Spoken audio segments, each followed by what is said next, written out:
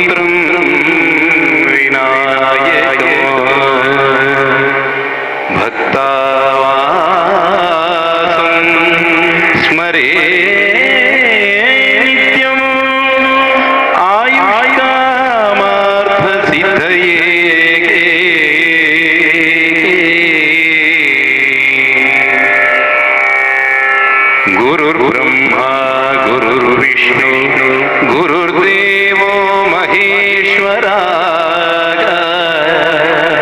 गुरु साक्षात् परब्रह्म तस्मै श्री गुरवे नमः. सर्वस्वरूपे सर्वेशे सर्वशक्ति समन्विते भयेभ्यस्त्राहिनो देवी दुर्गे देवी नमोस्तुते. आपदामपहर्तारं दातारं सर्वसम्पदानां लोकाभिरामं श्रीरामं भूयो भूयो नमाम्यहमो भूयो भूयो नमाम्यहमो. ಬಂಧುಗಳೇ, ಆರಂಭದಲ್ಲಿ ಶ್ರೀ ಗುರುದೇವತಾ ಪ್ರಾರ್ಥನೆಯನ್ನು ಮಾಡಿಕೊಂಡು ನೇರವಾಗಿ ಕಥಾ ಪ್ರವೇಶವನ್ನು ಮಾಡೋಣ. ಜಗದ ಉದ್ಧಾರಕ್ಕಾಗಿಯೇ ಅವತರಿಸಿದಂತಹ ಪರತತ್ವ ಸ್ವರೂಪ ಮಹಾವಿಷ್ಣು ಶ್ರೀರಾಮನಾಗಿ ಅಯೋಧ್ಯೆಯಲ್ಲಿ ದಶರಥ ಚಕ್ರವರ್ತಿಗೆ ಜನಿಸಿದವನು. ಲೋಕಾಭಿರಾಮನಾಗಿ ಅನೇಕ ಲೋಕೋಪಕಾರಕವಾದಂತಹ ಕಾರ್ಯಗಳನ್ನು ಮಾಡಿದವನು. ಇನ್ನೂ 16 ವರ್ಷ ತುಂಬಲಿಲ್ಲ, ಅದಕ್ಕೆ ಮೊದಲೇ 12-13 ವರ್ಷ ಆಗುವಾಗಲೇ ಸಿದ್ಧಾಶ್ರಮಕ್ಕೆ ಹೋಗಿ ವಿಶ್ವಾಮಿತ್ರ ಮಹರ್ಷಿಗಳು ಮಾಡ್ತಾ ಇದ್ದಂತಹ ಯಜ್ಞಕ್ಕೆ ದುಷ್ಟರಿಂದ ರಕ್ಷಣೆಯನ್ನು ಒದಗಿಸಿದವ. ಮೊನ್ನೆಯ ದಿವಸ ನಾವು ಅದೇ ಕಥಾಭಾಗವನ್ನು ನೋಡಿದೆವು. ತಾಟಕಿ, ಸುಬಾಹು, ಮಾರೀಚಾದಿ ರಾಕ್ಷಸರನ್ನು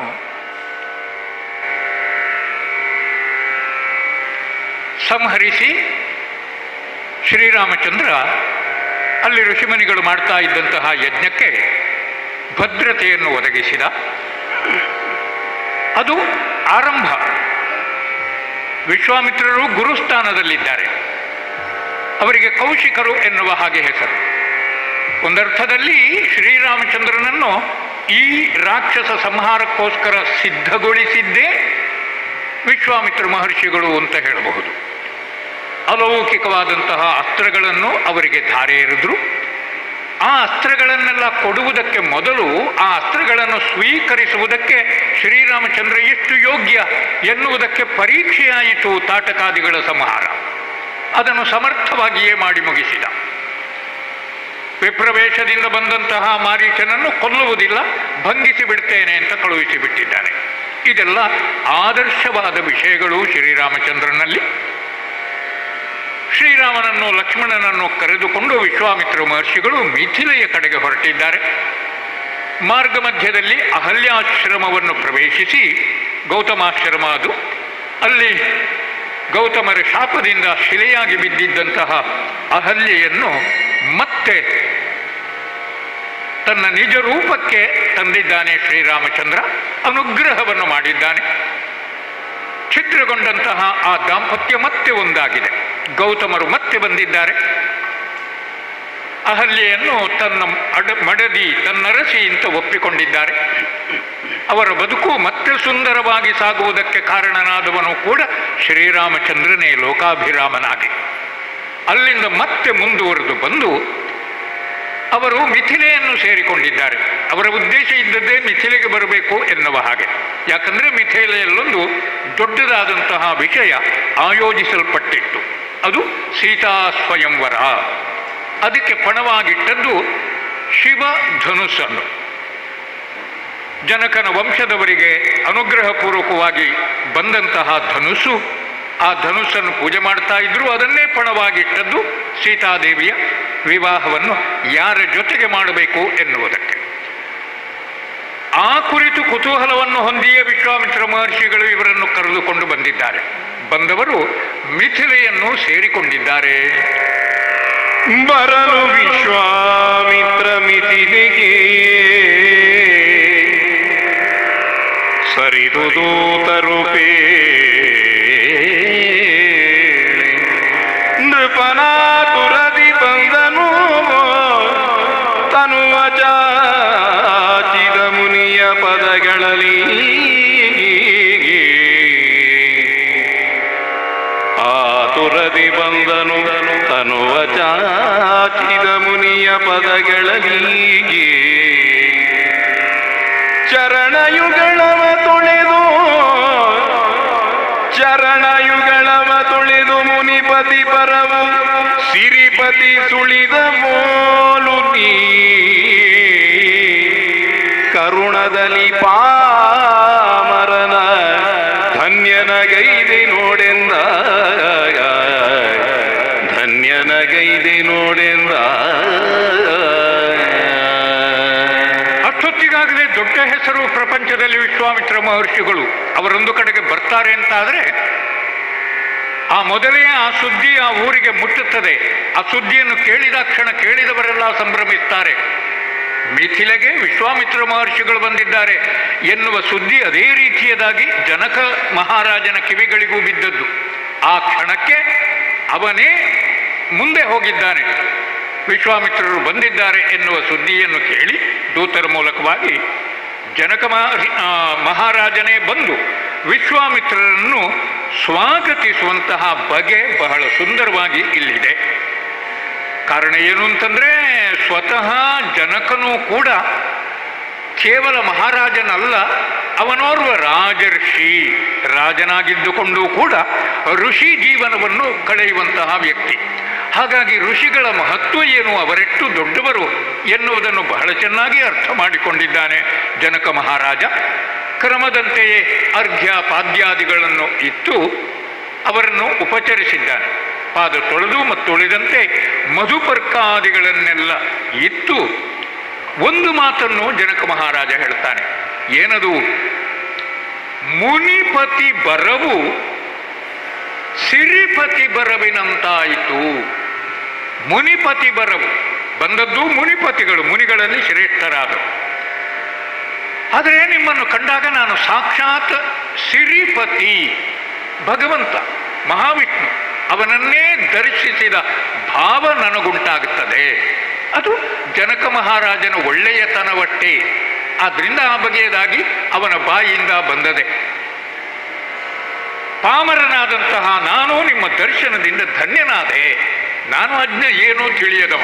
ಸಾಮಾನ್ಯವಾಗಿ ದೇವರ ಮುಂಭಾಗದಲ್ಲಿ ನಮ್ಮ ಸಂಸ್ಕೃತಿ ನಮಗೆ ಕಲಿಸುವುದೇ ಅದುವೇ. ಅಂದರೆ ನಾವು ಸಣ್ಣವರಾಗುತ್ತೇವೆ, ದೊಡ್ಡವರ ಮುಂಭಾಗಕ್ಕೆ ಹೋದಾಗ ಅವರಿಂದ ಆಶೀರ್ವಾದವನ್ನು ಪಡೆಯುತ್ತೇವೆ. ಆ ಎಲ್ಲ ಗುಣಗಳು ಕೂಡ ಜನಕ ಮಹಾರಾಜನಲ್ಲಿದೆ.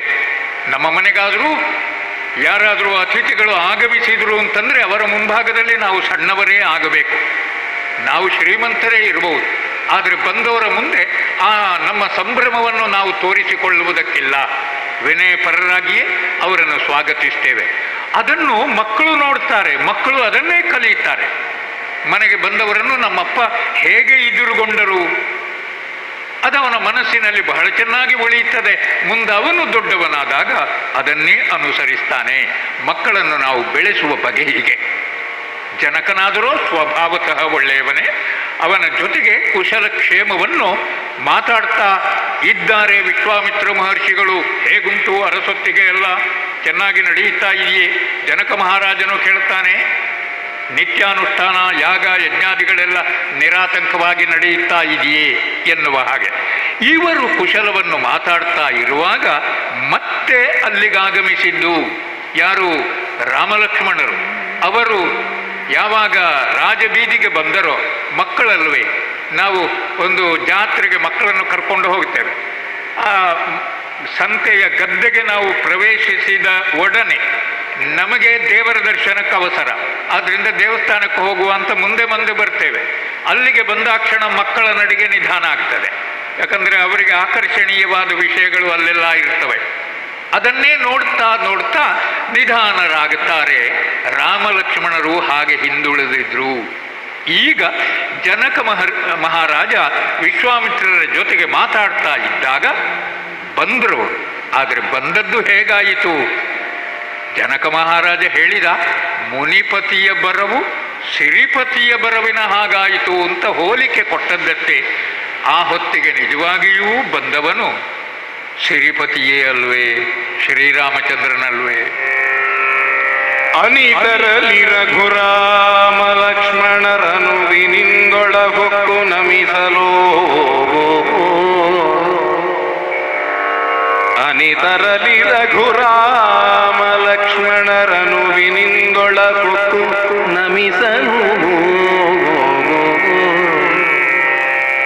ಮುನಿ ಪದವಿ ಪಿಡಿದೆತ್ತಿ ಘರಸುತ ಕೂರಿಸಿದನವರ. ಮುನಿ ಪದವಿ ಪಿಡಿದೆತ್ತಿ ಘರಸುತ ಕೂರಿಸಿದನವರ. ಜನಪನ ಬಾಲಕರ ನೋಡುತ್ತ ಕಣುಗಳಿವೆ ಆಡಿಸದೆ ಮರೆತನು. ತನುವ ತೇಜೋ ರಾಶಿ ಪಸರಿಸನಲ್ಲಿ ಹೊಳೆದು. ತನುವ ತೇಜೋ ರಾಶಿ ಪಸರಿಸಲಲ್ಲಿ ಕೊಳೆದು.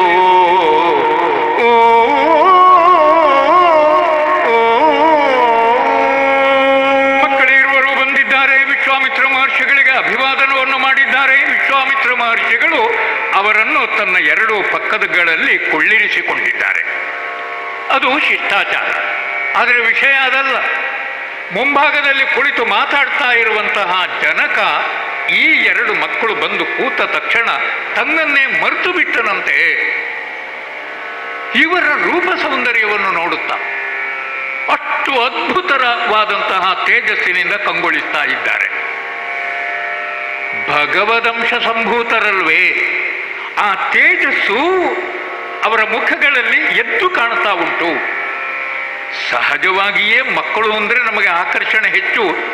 ಆ ಮಕ್ಕಳಲ್ಲಿ ವಿಶೇಷ ಗುಣಗಳನ್ನು ಕಂಡಾಗ ನಾವು ಕೊಳ್ತೇವೆ. ಹೇಗಾಯಿತು ಅಂದರೆ 11 ಗಂಟೆಗೆ ನಾವು ಬಂದಿದ್ದೇವೆ. ಯಾಕಂದರೆ ಕಾರ್ಯಕ್ರಮ ಕೊಡಬೇಕಾದವರು ಆ ಹೊತ್ತಿಗೆ ಇರಬೇಕು ಎನ್ನುವ ಕಾರಣಕ್ಕೆ. ಆ ಹೊತ್ತಿಗೆ ಬಂದಾಗ ಎರಡು ಮಕ್ಕಳು ಇಲ್ಲಿ ಬಂದು ಕುಳಿತುಕೊಂಡಿದ್ರು. ಅಲ್ಲಿ ಈಗಲೂ ಇದ್ದಾರೆ ಅವರಿಬ್ಬರು ಕೂಡ. ನನಗೆ ಆನಂದ ಆಯಿತು. ಅಂದರೆ 11 ಗಂಟೆಗಲ್ವ ಆ ಹೊತ್ತಿಗೆ ಬಂದು ಅವರ ಕೆಲಸ ಆ ಸ್ಥಾನದಲ್ಲಿ ಬಂದು ಕುಳಿತುಕೊಳ್ಳುವಂತಹದ್ದು ಕುಳಿತಿದ್ದಾರೆ. ಇನ್ನು ಎಷ್ಟೊತ್ತಿಗಾದರೂ ಶುರುವಾಗಾದ ಕೇಳೋಣ. ಇವತ್ತು ನಿಜವಾಗಿಯೂ ಬೇರೆ ಆಕರ್ಷಣೆ ಉಂಟು. ಇಲ್ಲೇ ಹತ್ತಿರದಲ್ಲಿ ಮಕ್ಕಳದ್ದೇ ಒಂದು ಆಕರ್ಷಕವಾದಂತಹ ಕಾರ್ಯಕ್ರಮ ನಡೀತಾ ಉಂಟಲ್ಲಿ ಒಂದು ಗದ್ದೆ, ಶಾರದಾ ವಿದ್ಯಾಲಯದ ಮಕ್ಕಳಂತೆ. ಹಲವು ವಿಷಯಗಳಿವೆ. ಆದರೂ ಕೂಡ ಬಂದು ಕುಳಿತುಕೊಂಡದ್ದುಂಟಲ್ಲ, ಅದು ಅವರ ಸಂಸ್ಕಾರವನ್ನು ತೋರಿಸ್ತದೆ. ಈ ಎರಡು ಮಕ್ಕಳು ವಿಶ್ವಾಮಿತ್ರ ಮಹರ್ಷಿಗಳಿಗೆ ಬಂದು ನಮಸ್ಕರಿಸಿದಂತಹ ಬಗೆ, ಆಮೇಲೆ ಅವರು ಬಹಳ ಶಿಸ್ತಿನಿಂದ ಕೂತದ್ದು. ಅಬ್ಬಬ್ಬ, ಏನು ಎಷ್ಟು ಚಂದ ಇವರು. ಮೈ ಮರೆತನಲ್ಲ ಜನಕ ಮಹಾರಾಜ ಒಂದು ಕ್ಷಣ. ತಾನೆಲ್ಲಿದ್ದೇನೆ ಅಂತ ಗೊತ್ತಿಲ್ಲದೆ ಅಷ್ಟು ಆಶ್ಚರ್ಯವಾಗಿ ಹೋಯಿತವನಿಗೆ. ಈ ಬಗೆಯ ಮಕ್ಕಳನ್ನು ಅವ ಈವರೆಗೆ ಕಂಡದ್ದಿಲ್ಲ. ಆದ್ದರಿಂದ ಪ್ರಶ್ನಿಸ್ತಾನೆ ಜನಕ ಮಹಾರಾಜ, ಮುನಿಪತೇ, ಆವ ಮುನಿ ಕುಲದವನು ಮೇಣಿನ ನೃಪ ಕುಲ ಜಾತರಿವರು. ಯಾರಿವರು ಅಂತ ಕೇಳ್ತಾನೆ. ಆವ ಮುನಿ ಕುಲದವರು ಮೇಣಿನ ನೃಪ ಕುಲ ಜಾತರಿವರು. ಇನ್ನಾವ ದೇವಾಂಶದಲ್ಲಿ ಸಂಜನಿಸಿದರು ಧರೆಯಲ್ಲಿ. ಆವನಂ ವಿಧಿ ಶಿವರು ನುತಿಪರೋ. ಆವನಂ ವಿಧಿ ಶಿವರು ನುತಿಪರೋ. ಆವನಂ ವೇದಗಳು ಕಾಣವೋ. ಆವನಧಿಶಯನ ನಿವ ನಿಜ ನೋಡೆಂದನ ಜನಪ. ನಿಜ ನೋಡೆಂದನ ಜನಪ. ಬಂದದ್ದು ಮಹರ್ಷಿಗಳ ಜೊತೆಗಲ್ವೇ. ಆದ್ದರಿಂದ ಸಹಜವಾಗಿಯೇ ಜನಕ ಮಹಾರಾಜ ಕೇಳ್ತಾನೆ. ಎಲ್ಲಿಯಾದರೂ ಋಷಿ ಮಹರ್ಷಿಗಳ ಮಕ್ಕಳೇ ಇರಬಹುದಷ್ಟೇ. ಒಂದೋ ವಿಶ್ವಾಮಿತ್ರರ ಮಕ್ಕಳೇ ಆಗಬೇಕು, ಇಲ್ಲ ಬೇರೆ ಯಾರೋ ಮುನಿಪತಿಗಳ ಮಕ್ಕಳು. ಯಾವ ಮುನಿಕುಲದವರು ಇವರು? ಆ ಕ್ಷಣಕ್ಕೆ ಕೇಳಿದಾಗ ಕಂಡಿತು, ಕೇವಲ ಮುನಿಕುಲದ ಕಾಂತಿಯಲ್ಲ, ಆ ಮುನಿಕುಲದ ಮಕ್ಕಳಲ್ಲಿ ಕಾಣುವಂತಹದ್ದು ಅದು ಬೇರೆಯೇ ಬಗೆಯದಾದಂತಹ ಒಂದು ಪ್ರಕಾಶ, ಸಾತ್ವಿಕವಾದಂತಹ ತೇಜಸ್ಸನ್ನು ಕಾಣ್ತೇವೆ. ಆದರೆ ಇವರಲ್ಲಿ ಸ್ವಲ್ಪ ರಾಜಲಕ್ಷಣಗಳು ಕಾಣ್ತಾ ಇದ್ದಾವಲ್ಲ, ಆದ್ದರಿಂದ ಮುನಿಕುಲದವರಲ್ಲ. ಹಾಗಾದರೆ ನೃಪಕುಲದವರೇ? ಯಾವ ನೃಪಕುಲದವರು? ಯಾವ ಊರಿನ ಅರಸನ ಮಕ್ಕಳಿವರು? ಕೇವಲ ಅರಸನ ಮಕ್ಕಳಲ್ಲಿ ಇಷ್ಟು ತೇಜಸ್ಸಿರುವುದಕ್ಕೆ ಸಾಧ್ಯವೋ? ಹೀಗಿರುವುದಿಲ್ಲ. ಕಂಡವನಲ್ವೇ ರಾಜಕುಮಾರರುಗಳನ್ನೆಲ್ಲ. ಅವರನ್ನು ಮೀರಿಸಿದಂತಹ ಏನೋ ವಿಷಯವಿದೆ. ಹಾಗಾದರೆ ದೇವಾಂಶ ಸಂಭೂತರೇ ಇರಬಹುದೇ? ಅದನ್ನೇ ಕೇಳ್ತಾನೆ ಜನಕ ಮಹಾರಾಜ. ಯಾವ ದೇವಾಂಶದಿಂದ ಜನಿಸಿದವರು ಈ ಮಕ್ಕಳು? ಅದಕ್ಕಿಂತ ಮುಂದೆ ಜನಕನ ಬಾಯಿಯಿಂದ ಬರುವ ಮಾತುಗಳು ಅವನು ಬಹುಶಃ ಬುದ್ಧಿಪೂರ್ವಕವಾಗಿ ಆಡಿದ್ದಲ್ಲ, ಅದು ಅವನ ಭಾವದಲ್ಲಿ ಎದ್ದು ಬಂದಂತಹ ವಿಷಯ. ಅದು ಏನದು? ಹೇಳ್ತಾನೆ ಮಹರ್ಷಿ, ಇವರನ್ನು ಕಾಣುವಾಗ ಯಾವ ಓರ್ವನನ್ನು ವಿಧಿ ಶಿವರು ನುತಿಸ್ತಾರೋ, ನಮಸ್ಕರಿಸ್ತಾರೋ, ವಂದಿಸ್ತಾರೋ, ಬ್ರಹ್ಮದೇವ, ಕೈಲಾಸವಾಸಿ ಶಂಕರ ಮಹಾದೇವ ಅವರೂ ಕೂಡ ಯಾರಿಗೆ ವಂದನೆಯನ್ನು ಸಲ್ಲಿಸ್ತಾರೋ, ಯಾರ ಮುಂಭಾಗದಲ್ಲಿ ಕೈ ಮುಗಿದು ನುತಿಸ್ತಾರೋ, ಯಾವ ಓರ್ವನನ್ನು ವೇದಾದಿಗಳೆಲ್ಲ ಕೊಂಡಾಡ್ತಾ ಇದ್ದಾವೋ ಆ ಸ್ವರೂಪವನ್ನು ನಾನು ಕಾಣ್ತಾ ಇದ್ದೇನೆ. ನನಗೆ ಅದನ್ನು ಕಂಡ ಹಾಗಾಗುತ್ತದೆ. ಅದನ್ನು ಕಾಣುವ ಸಾಮರ್ಥ್ಯ ಜನಕ ಮಹಾರಾಜನಿಗುಂಟು. ಯಾಕಂದರೆ ಅವ ಮಹಾಯೋಗಿ, ಅವ ಓರ್ವ ದಾರ್ಶನಿಕ, ಅವನಿಗೆ ಅಂತಃಚಕ್ಷು ಇದೆ. ಗುರುತಿಸಿಬಿಟ್ಟನಲ್ಲ, ಇವ ಈ ಲೋಕದ ಶಿಶು ಅಲ್ಲ, ಇವನಲ್ಲಿ ಏನೋ ವೈಶಿಷ್ಟ್ಯವಿದೆ, ಮೇಲಿನಿಂದ ಇಳಿದವನೇ ಇರಬೇಕು ಇವ ಎನ್ನುವ ಹಾಗೆ. ಅಷ್ಟು ಸುಂದರನಾಗಿ ಕಾಣುತ್ತಾ ಇದ್ದಾನೆ, ಲೋಕಾಭಿರಾಮನಾಗಿದ್ದಾನಲ್ಲ. ಹಾಗೆ ಜನಕ ಮಹಾರಾಜ ಕೇಳಿದರೆ ಅವನನ್ನು ಸಮಾಧಾನಿಸ್ತಾ ವಿಶ್ವಾಮಿತ್ರ ಮಹರ್ಷಿಗಳು ಹೇಳುತ್ತಾರೆ, ಆಗುವುದಕ್ಕೆ ನೃಪಕುಲದವರೇ ದಶರಥನ ಮಕ್ಕಳು, ಅಯೋಧ್ಯೆಯ ಚಕ್ರವರ್ತಿಯ ಸಂತಾನ ಅದು. ಆದರೆ ಅದು ಈ ಜಗತ್ತಿನಲ್ಲಿ ನಾವು ತೋರಿಸಿಕೊಳ್ಳುವುದಕ್ಕೆ ಮಾತ್ರ. ಆದರೆ ಅವನು ಮಾಡಿದಂತಹ ಕೆಲಸದ ಬಗ್ಗೆ ನಾನು ಹೇಳಿದೆ ಅಂತ ಆದರೆ ಜನಕ ಮಹಾರಾಜ, ನಮ್ಮ ಆಶ್ರಮದಲ್ಲಿ ಆಗುತ್ತಾ ಇದ್ದಂತಹ ಯಜ್ಞವನ್ನು ಕಾದವರು ಇದೇ ಮಕ್ಕಳು, ರಕ್ಷಣೆಯನ್ನು ಕೊಟ್ಟವರು. ಕಲ್ಲಾಗಿ ಬಿದ್ದಂತಹ ಗೌತಮರ ಮಡದಿಯನ್ನು ಮತ್ತೆ ಪುನರುಜ್ಜೀವಿಸುವ ಹಾಗೆ ಮಾಡಿದವರು ಇವರೇ. ಕರುಣಾವನದಿ ಈತನು. ಏನೋ ಹೇಳಿದೆಯಲ್ಲ, ವನಜನಾಭನನ್ನೇ ಕಂಡ ಹಾಗಾಗುತ್ತದೆ ಅಂತ. ಸಾಕ್ಷಾತ್ ವನಜನಾಭನೇ ಇದ್ದಾನವ. ಕರುಣಾವನಧಿ ಈತನು ಅನುಗ್ರಹಿಸುವುದಕ್ಕೆ ಬಂದವನಿದ್ದಾನೆ. ಲೋಕಾಭಿರಾಮನಾದಂತಹ ಶ್ರೀರಾಮ ಇವ ದಶರಥ ಪುತ್ರ, ದೊಡ್ಡವ ಜ್ಯೇಷ್ಠ ಪುತ್ರ ಇವ, ಅವನ ತಮ್ಮನಾದಂತಹ ಕಿರಿಯವ ಅವ ಲಕ್ಷ್ಮಣ ಎನ್ನುವ ಹಾಗೆ ಪರಿಚಯವನ್ನು ಮಾಡಿಕೊಟ್ಟಾಗ ತುಂಬ ಸಂತೋಷ ಆಯಿತು ಜನಕ ಮಹಾರಾಜನಿಗೆ. ಅದು ಅಯೋಧ್ಯೆಯ ಚಕ್ರವರ್ತಿಗಳ ಮಕ್ಕಳಲ್ವೇ, ಹಾಗಾಗಿ ಅವರಿಗೆ ವಿಶೇಷವಾದಂತಹ ವಸತಿ ಇತ್ಯಾದಿಗಳನ್ನು ಮಿಥಿಲ ನಗರದಲ್ಲಿ ಅವರಿಗೆ ಉಳ್ಕೊಳ್ಳುವುದಕ್ಕೆ ಅರಮನೆಯಲ್ಲೇ ವ್ಯವಸ್ಥೆಯನ್ನು ಮಾಡಿದ್ದಾನೆ. ಅಲ್ಲಿ ಹೋಗಿ ಉಳ್ಕೊಂಡಿದ್ದಾರೆ ವಿಶ್ವಾಮಿತ್ರ ಮಹರ್ಷಿಗಳು ಈ ಎರಡು ಮಕ್ಕಳ ಜೊತೆಗೆ. ಗುರುವಿನ ಆಣತಿಯಿಂದ ಪುಷ್ಪವ ತರಲು ನಡೆದರು, ಗುರುವಿನ ಆಣತಿಯಿಂದ ಪುಷ್ಪವ ತರಲು ನಡೆದರು. ನೃಪನ ಹೂವನವರತಿ ನೋಡಿ ವಸಂತರಾಗವ ಬೀರುತ್ತಿರಲಲ್ಲಿ, ವಸಂತರಾಗವ ಬೀರುತ್ತಿರಲಲ್ಲಿ. ತೆರದ ಫಲವೃಕ್ಷರಾಜಿಯ ನೆರಳ ನೀಯುವ ತರು ಸಮುಚ್ಚಯ, ತೆರದ ಫಲವೃಕ್ಷರಾಜಿಯ ನೆರಳ ನೀಯುವ ತರು ಸಮುಚ್ಚಯ.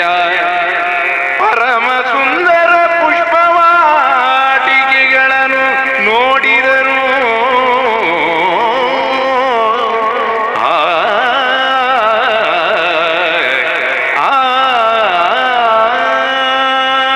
ಅನುಷ್ಠಾನ ಉಂಟಲ್ಲ ಮಹರ್ಷಿ ವಿಶ್ವಾಮಿತ್ರರಿಗೆ ಪ್ರತಿ ದಿವಸವೂ ಆಗಬೇಕಾದ ಅಗ್ನಿ ಕಾರ್ಯ, ದೇವಾರ್ಚನೆ ಇತ್ಯಾದಿಗಳಾಗಬೇಕು.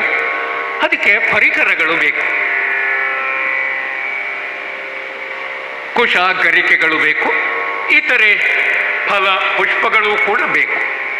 ಆದ್ದರಿಂದಲೇ ತನ್ನ ಈರುವರು ಶಿಷ್ಯರನ್ನು ರಾಮಲಕ್ಷ್ಮಣರನ್ನು ಕರೆದು ಅವರಿಗೆ ಆದೇಶಿಸಿದ್ದಾರೆ, ಹೋಗಿ ಪುಷ್ಪ ಸಂಚಯನವನ್ನು ಮಾಡಿಕೊಂಡು ಬನ್ನಿ. ಗುರುವಿನ ಆದೇಶದಂತೆಯೇ ಹೊರಟದ್ದು. ಅವರು ಹೊರಗಿನಿಂದ ಬಂದವರು, ಹಾಗಾಗಿ ಬೇಕಾದ ಪೂಜೆಗೆ ಬೇಕಾದ 4 ಹೂಗಳಿಗೋಸ್ಕರ ಇನ್ನು ಮತ್ತೆ ಹುಡುಕುತ್ತಾ ಹೊರಗಡೆಗೆ ಬಹುದೂರಕ್ಕೆ ಸಾಗುವುದಕ್ಕೆ ಎಲ್ಲ ಅಪರಿಚಿತ ಪ್ರದೇಶವೂ ಕೂಡ. ಬಳಿಯಲ್ಲೇ ಇದ್ದಂತಹ ರಾಜೋದ್ಯಾನ ಪುಷ್ಪವಾಟಿಕೆಗಳೆಲ್ಲ ಅಲ್ಲಿ ಅರಮನೆಯ ಕಡೆಯಿಂದಲೇ ವ್ಯವಸ್ಥೆ ಆದಂತಹದ್ದು. ಅದನ್ನೆಲ್ಲ ನೋಡಿಕೊಳ್ಳುವುದಕ್ಕೆ ಮಂದಿ ಇದ್ದಾರೆ. ಬಹಳ ಸುಂದರವಾದಂತಹ ವನ ಪ್ರದೇಶ ಅದು, ಉದ್ಯಾನವನ. ಅಲ್ಲಿ ಬಹಳ ಚೆನ್ನಾಗಿ ಸೊಂಪಾಗಿ ಹೂವಿನ ಗಿಡಗಳು, ಹಣ್ಣಿನ ಗಿಡಗಳು ಬೆಳೆದಿದ್ದಾವೆ. ಅಲ್ಲಿಗೆ ಹೋಗುತ್ತಾರೆ ರಾಮಲಕ್ಷ್ಮಣರು. ಆ ರಾಜೋದ್ಯಾನಕ್ಕೆ ಹೋಗಿ ನೋಡಿದರೆ ರಾಜೋದ್ಯಾನ ಸಂಭ್ರಮದಿಂದ ಕಾಣುತ್ತಾ ಉಂಟು. ವಸಂತ ಕಾಲದ ಆಗಮನ ಅಲ್ಲಿ ಆಗಿದೆಯೋ ಎನ್ನುವ ಹಾಗೆ. ವಸಂತ ಕಾಲವೇ ಇದ್ರೂ ಇರಬಹುದು. ಅಂದರೆ ಎಲ್ಲ ಗಿಡಗಳಲ್ಲಿ, ಬಳ್ಳಿಗಳಲ್ಲಿ ಸುಂದರವಾಗಿ ಅರಳಿದಂತಹ ಹೂಗಳಿವೆ. ಚೆನ್ನಾಗಿ ಚೆಲ್ಲಿದಂತಹ ಆ ವಸಂತನ ಸೌಂದರ್ಯವನ್ನು ಕಂಡು ರಾಮಲಕ್ಷ್ಮಣರು ಮುದಗೊಂಡರು. ಆದರೆ ತಾವು ಬಂದದ್ದು ಗುರುವಿನ ಆಣತಿಯಂತೆ ಪುಷ್ಪಗಳನ್ನು ಸಂಗ್ರಹಿಸುವುದಕ್ಕೋಸ್ಕರ. ಹೂಗಳನ್ನು ಕೊಯ್ಯಬೇಕು ಅಂತಾದರೆ ಅದು ರಾಜೋದ್ಯಾನ, ಅಂದರೆ ಸುರಕ್ಷಿತವಾದಂತಹ ಉದ್ಯಾನವನ ಅದು. ಹಾಗೆ ಕೇಳದೆ ಕೊಯ್ಯುವುದಕ್ಕುಂಟೆ. ಅಲ್ಲೊಂದು ಹೂ ಕೊಯ್ಯುವುದಕ್ಕೆ ಕೇಳಬೇಕೋ? ನಮಗೆ ಕಾಣ್ತದೆ, ನಾವೇ ಇರ್ತೇವೆ, ನಮ್ಮ ಕಂಪೌಂಡಿನಲ್ಲಿ ಬೆಳೆಸಿರ್ತೇವೆ, ಅದು ಹೊರಗಡೆಯಿಂದ ಮೆಲ್ಲ ಕೈ ಹಾಕಿ 1-2 ಹೂ ಕೊಯ್ಯುತ್ತಾರೆ. ಅದು ಹೂ ಕೊಯ್ಯುವುದಲ್ವೋ ಅಂತ ನಾವು ಅದನ್ನು ಗಂಭೀರವಾಗಿ ಪರಿಗಣಿಸುವುದಿಲ್ಲ. ಆದರೆ ಹೂ ಕೊಯ್ಯುವುದೇ ಹೌದಾದರೂ ಒಮ್ಮೆ ಕೇಳಿದರೆ ಏನಾಗುವುದಿಲ್ಲ. ಆವಾಗ ಮನೆಯ ಜನಮಾನನಿಗೆ ಆಯಿತಪ್ಪ ಬೇಕಾದಷ್ಟು ಕೊಯ್ದುಕೊಳ್ಳಿ ಅಂತ ಹೇಳುವುದಿಲ್ವೇ ಅವ? ಅವನಿಗೊಂದು ಔದಾರ್ಯವನ್ನು ತೋರಿಸುವುದಕ್ಕೊಂದು ಅವಕಾಶ ಮಾಡಿಕೊಟ್ಟ ಹಾಗಲ್ವ? ಆದ್ರಿಂದ ಕೇಳಿ ಕೊಯ್ಯಬೇಕು. ರಾಮಲಕ್ಷ್ಮಣರು ಕೇಳ್ತಾ ಕೇಳಿ ವನಪಾಲಕನ ರಾಮನು, ಕೇಳಿ ವನಪಾಲಕನ ರಾಮನು, 4 ದೆಸೆಗಳ ನೋಡಿ ಮುದದಲ್ಲಿ ಮೇಲಿನಿಂಫಲ ಪುಷ್ಪಗಳ ಕರಪಲ್ಲಮದುಳೆತ್ತುತ್ತಿರೇ.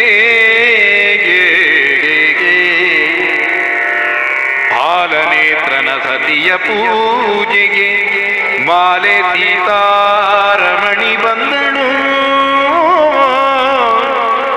ಪಾಲನೇತ್ರನ ಸತಿಯ ಪೂಜೆಗೆ ಮಾಲೆ ಸೀತಾರಮಣಿ ಬಂದಳು. ಶೀಲ ಸಖಿಯನು ವೆರತಿ ರಾಜೋದ್ಯಾನ ಮಾರ್ಗದಲ್ಲಿ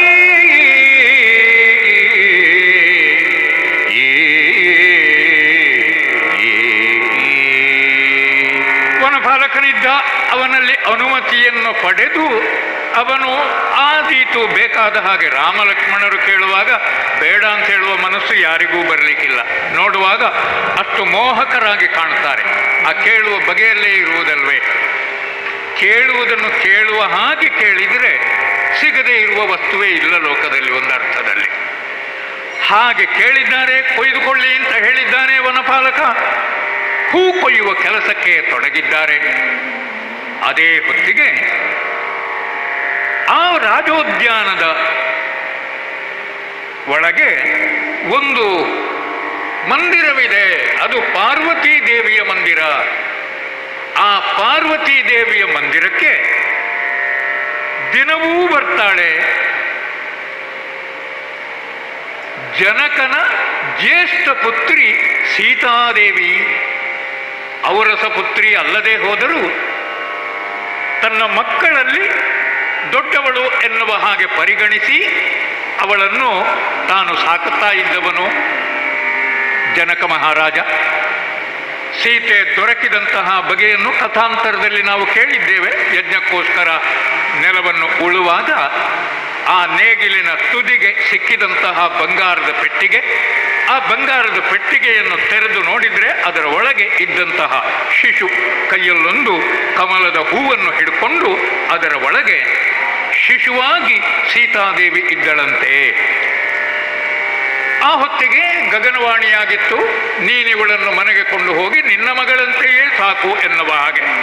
ಅದನ್ನು ಕೇಳಿ ಅರಮನೆಗೆ ಕರ್ಕೊಂಡು ಬಂದವನಿದ್ದಾನೆ ಜನಕ ಮಹಾರಾಜ. ಬಹಳ ಪ್ರೀತಿಯಿಂದಲೇ ಅವಳನ್ನು ಸಾಕುತ್ತಾ ಇದ್ದಾನೆ. ಅವನ ಅರಸಿಯೂ ಕೂಡ ನಿತ್ಯವೂ ಪೂಜೆಗೆ ಬರ್ತಾಳೆ. ಪಾಲನೇತ್ರನ ಸತಿಯ ಪೂಜೆಗೆ ಎಂದಿನಂತೆ ಅಂದೂ ಕೂಡ ಬಂದಿದ್ದಾಳೆ. ಬಂದವಳು ನೇರವಾಗಿ ಮಂದಿರವನ್ನು ಪ್ರವೇಶಿಸಿ ಕ್ರಮದಂತೆ ತನ್ನ ಪೂಜೆಯನ್ನು ಮಾಡಿದ್ದಾಳೆ. ಮುಗಿಸಿ ಪೂಜೆಯನು ಪವನದಿ ಪುಷ್ಪಗಳ ನೆತ್ತಲು ಮನದೊಳಲೆಯುತ ನಗೆಯ ಸೂಸುತ ಬರುತ್ತ ಕಂಡಳು. ರಾಮ ಲಕ್ಷ್ಮಣರ ನಗೆಯ ಸೂಸುತ ಬರುತ್ತ ಕಂಡಳು. ರಾಮ ಲಕ್ಷ್ಮಣರ ಮುಗುದೆ ಮರೆಯಲಿ ನಿಂದು ರಾಮನ ಮೊಗವನೀಕ್ಷಿಸಿ ತನ್ನ ಮರೆಯುತ್ತ ಮುಗುದೆ ಮರೆಯಲಿ ನಿಂತು ರಾಮನ ಮೊಗವನೀಕ್ಷಿಸಿ ತನ್ನ ಮರೆಯುತ್ತ ಮೃಗುವ ಸಂಪ್ರೀತಿಯಲಿ ನೋಡ್ಪಳು ಗಿಡದ ಮರೆಗಳಲ್ಲಿ ಗಿಡದ ಮರೆಗಳಲ್ಲಿ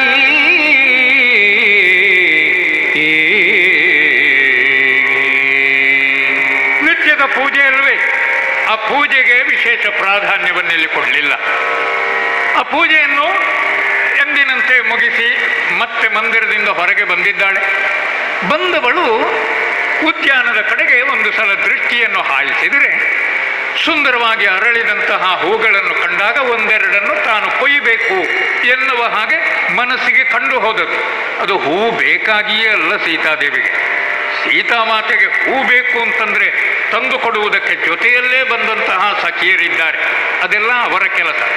ಆದರೆ ಆ ಹೂವಿನ ಸೌಂದರ್ಯವನ್ನು ಕಂಡು ಮೋಹಗೊಂಡು ತಾನೇ ಅದನ್ನು ತನ್ನ ಕೈಯಿಂದಲೇ ಕೊಯ್ಯಬೇಕು. ಅಂದರೆ ಆ ಹೂವನ್ನು ಕೊಯ್ಯುವುದೂ ಕೂಡ ಒಂದು ಸುಖಪ್ರದವಾದ ಅನುಭವ. ಆ ಅನುಭವವನ್ನು ಹೊಂದಬೇಕು ಅಂತ ಮುಂದೆ ಮುಂದೆ ಬಂದಿದ್ದಾಳೆ. ಒಂದೆರಡು ಹೂಗಳನ್ನು ತಾನು ಕೊಯ್ದಿದ್ದಾಳೆ. ಆ ಹೊತ್ತಿಗೆ ಪಕ್ಕನೆ ಅವಳ ದೃಷ್ಟಿ ಅಲ್ಲೇ ಆ ಕಡೆಗೆ ಹೂಗಳನ್ನು ಸಂಗ್ರಹಿಸ್ತಾ ಇದ್ದಂತಹ ರಾಮ ಲಕ್ಷ್ಮಣರ ಕಡೆಗೆ ಹೋಗುತ್ತದೆ. ಒಮ್ಮೆಲೆ ಅವರೀರ್ವರನ್ನು ಕಂಡಾಗ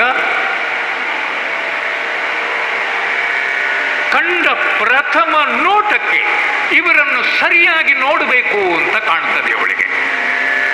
ಆದರೆ ತಾನೋರ್ವಳು ರಾಜಪುತ್ರಿ, ತಾನು ಹಾಗೆ ನೇರವಾಗಿ ನೋಡುವುದು ಸರಿಯಲ್ಲ ಎನ್ನುವ ಪ್ರಜ್ಞೆಯೂ ಅವಳಿಗುಂಟು. ಆದ್ದರಿಂದ ತಾನವರಿಗೆ ಕಾಣದ ಹಾಗೆ ಒಂದು ಗಿಡದ ಮರೆಯಲ್ಲಿ ನಿಂತುಕೊಂಡಿದ್ದಾಳೆ. ಅಲ್ಲಿಂದಲೇ ನೋಡ್ತಾ ಇದ್ದಾಳೆ, ಎವೈಕದೆ ನೋಡ್ತಾಳೆ. ರಾಮಲಕ್ಷ್ಮಣರಿಗೆ ಆ ಕುರಿತು ಗಮನ ಇಲ್ಲ. ಅವರ ಕೆಲಸವನ್ನು ಮಾಡ್ತಾ ಇದ್ದಾರೆ. ಅಂದರೆ ಹೂ ಕೊಯ್ಯುತ್ತಾ ಆ ಕಡೆಗೆ ಈ ಕಡೆಗೆ ಹೋಗುವಾಗ ಸೀತೆ ನಿಂತ ಸ್ಥಳಕ್ಕೆ ಕೆಲವೊಮ್ಮೆ ಅವರು ಸರಿಯಾಗಿ ಕಾಣುವುದಿಲ್ಲ. ಯಾಕಂದರೆ ಗಿಡಗಳ ಹಿಂದೆ ನಿಂತದ್ದಲ್ವೇ, ಆ ಕಡೆ ಈ ಕಡೆ ಹೋಗ್ತಾರಲ್ಲ. ಅವರು ಕಾಣದೇ ಆದಾಗ ತಮ್ಮ ಸ್ಥಳವನ್ನು ಬದಲಾಯಿಸಿ ಇನ್ನೊಂದು ಗಿಡದ ಮರೆಗೆ ಹೋಗುತ್ತಾಳೆ ಸೀತೆ. ಹಾಗೆಯೇ ಬೇರೆ ಬೇರೆ ಗಿಡಗಳ ಮರೆಯಿಂದ ಮತ್ತೆ ಮತ್ತೆ ಆ ಕಡೆ ಈ ಕಡೆ ಹೋಗಿ ನೆಟ್ಟ ನೋಟದಿಂದ ಇವರೀರ್ವರನ್ನೇ ನೋಡ್ತಾ ಇದ್ದಾಳೆ ಸೀತಾದೇವಿ. ಪೂಜೆಗೆ ಅವಳ ಜೊತೆಗೆ ಅನೇಕ ಮಂದಿ ಸಖಿಯರು ಕೂಡ ಬಂದಿದ್ದಾರೆ. ಆ ಸಖಿಯರು ದೇವಸ್ಥಾನದಿಂದ ಹೊರಗೆ ಬಂದು ನೋಡಿದರೆ ಸೀತೆ ಕಾಣುವುದಿಲ್ಲ. ಎಲ್ಲಿದ್ದಾಳೆ ಎಲ್ಲಿದ್ದಾಳೆ ಎಲ್ಲಿ ಹೋದಳು ಹುಡುಕುತ್ತಾ ಬರ್ತಾ ಇದ್ದಾರೆ. ಬರುವಾಗ ಇಲ್ಲಿ ಅರೆ ಸೀತಮ್ಮ ನೀನು ನಮ್ಮಲ್ಲಿ ಹೇಳದೆ ಬಂದದ್ದು, ಹೀಗೆ ಕರೆದರೆ ಗಮನವೇ ಇಲ್ಲ ಸೀತಾದೇವಿಗೆ. ಇವರ ಕರೆ ಅವಳ ಕಿವಿಗೆ ಕೇಳಿಸುವುದಿಲ್ವೋ ಎನ್ನುವ ಹಾಗೆ ಪೂರ್ಣವಾಗಿ ತದೇಕ ದೃಷ್ಟಿಯಿಂದ ನೋಡುತ್ತಾ ಮೈಮರೆತಿದ್ದಾಳೆ. ಸೀತಮ್ಮ ಇಲ್ಲ, ಆದರೂ ಗೊತ್ತಾಗುವುದಿಲ್ಲ, ಕಿವಿಗೆ ಕೇಳಿಸುವುದೇ ಇಲ್ಲ. ಅಷ್ಟು ಮುಳುಗಿ ಹೋಗಿದ್ದಾಳೆ ತಾನು ಕಾಣ್ತಾ ಇರುವಂತಹ ದೃಶ್ಯದಲ್ಲಿ. ಆವಾಗ ಏನು ಮಾಡ್ತಾರೆ, ಇದು ಏನು ನೋಡ್ತಾಳೆ ಸೀತಮ್ಮ, ಇಷ್ಟೊಂದು ಕುತೂಹಲದಿಂದ ಇಷ್ಟೊಂದು ಆಸಕ್ತಿಯಿಂದ ತಿಳ್ಕೊಳ್ಬೇಕಲ್ಲ. ಹತ್ತಿರ ಬಂದಿದ್ದಾರೆ. ಸೀತೆಗೆ ಗೊತ್ತಾಗದ ಹಾಗೆ ಸೀತೆ ಯಾವ ಕಡೆಗೆ ನೋಡ್ತಾ ಇದ್ದಾಳೋ ಆ ಸೀತೆಯ ದೃಷ್ಟಿಯಲ್ಲಿ ತಮ್ಮ ದೃಷ್ಟಿಯನ್ನು ಸೇರಿಸಿ ನೋಡಿದರೆ ಏನದು ಲೋಕಾಭಿರಾಮವಾದ ರೂಪ. ಯಾವ ಭಾವವನ್ನು ಸೀತಾದೇವಿ ಹೊಂದಿದಳೋ ಸಖಿಯರು ಅದೇ ಭಾವದಲ್ಲಿ ಮುಳುಗಿ ಹೋದರು. ಈಗ ಅವರನ್ನೂ ಕೂಡ ಇನ್ನೊಬ್ಬರು ಮಾತಾಡಿಸಿದರೆ ಅವರಿಗೆ ಮೈ ಮೇಲೆ ಎಚ್ಚರ ಇಲ್ಲ. ಆ ರೀತಿಯಲ್ಲಿ ಎಲ್ಲವರೂ ಕೂಡ ನೋಡ್ತಾ ಇದ್ದಾರೆ ರಾಮಲಕ್ಷ್ಮಣರನ್ನು. ನೆನೆದು ನಿಜ ವೃತ್ತಾಂತ ಜಾನಕಿ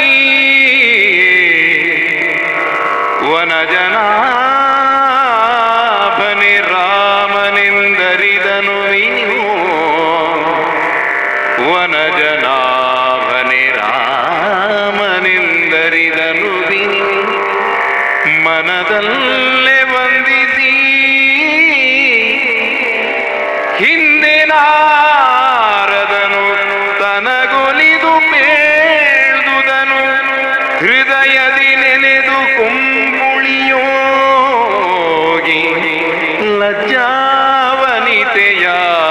ಲಜ್ಜಾವನಿತೆಯಾದಳು ಸಿಕ್ಕಿದಳು ಸೆರೆ ರಾಮ ಹೃದಯದಲ್ಲಿ ಸಿಕ್ಕಿದಳು ಸೆರೆ ರಾಮ ಹೃದಯದಲ್ಲಿ ನೆನೆದು ನಿಜ ವೃತ್ತಾಂತ ಜಾನಕಿ ವನಜನಲಾಭನೆ ರಾಮನೆಂದರಿತು.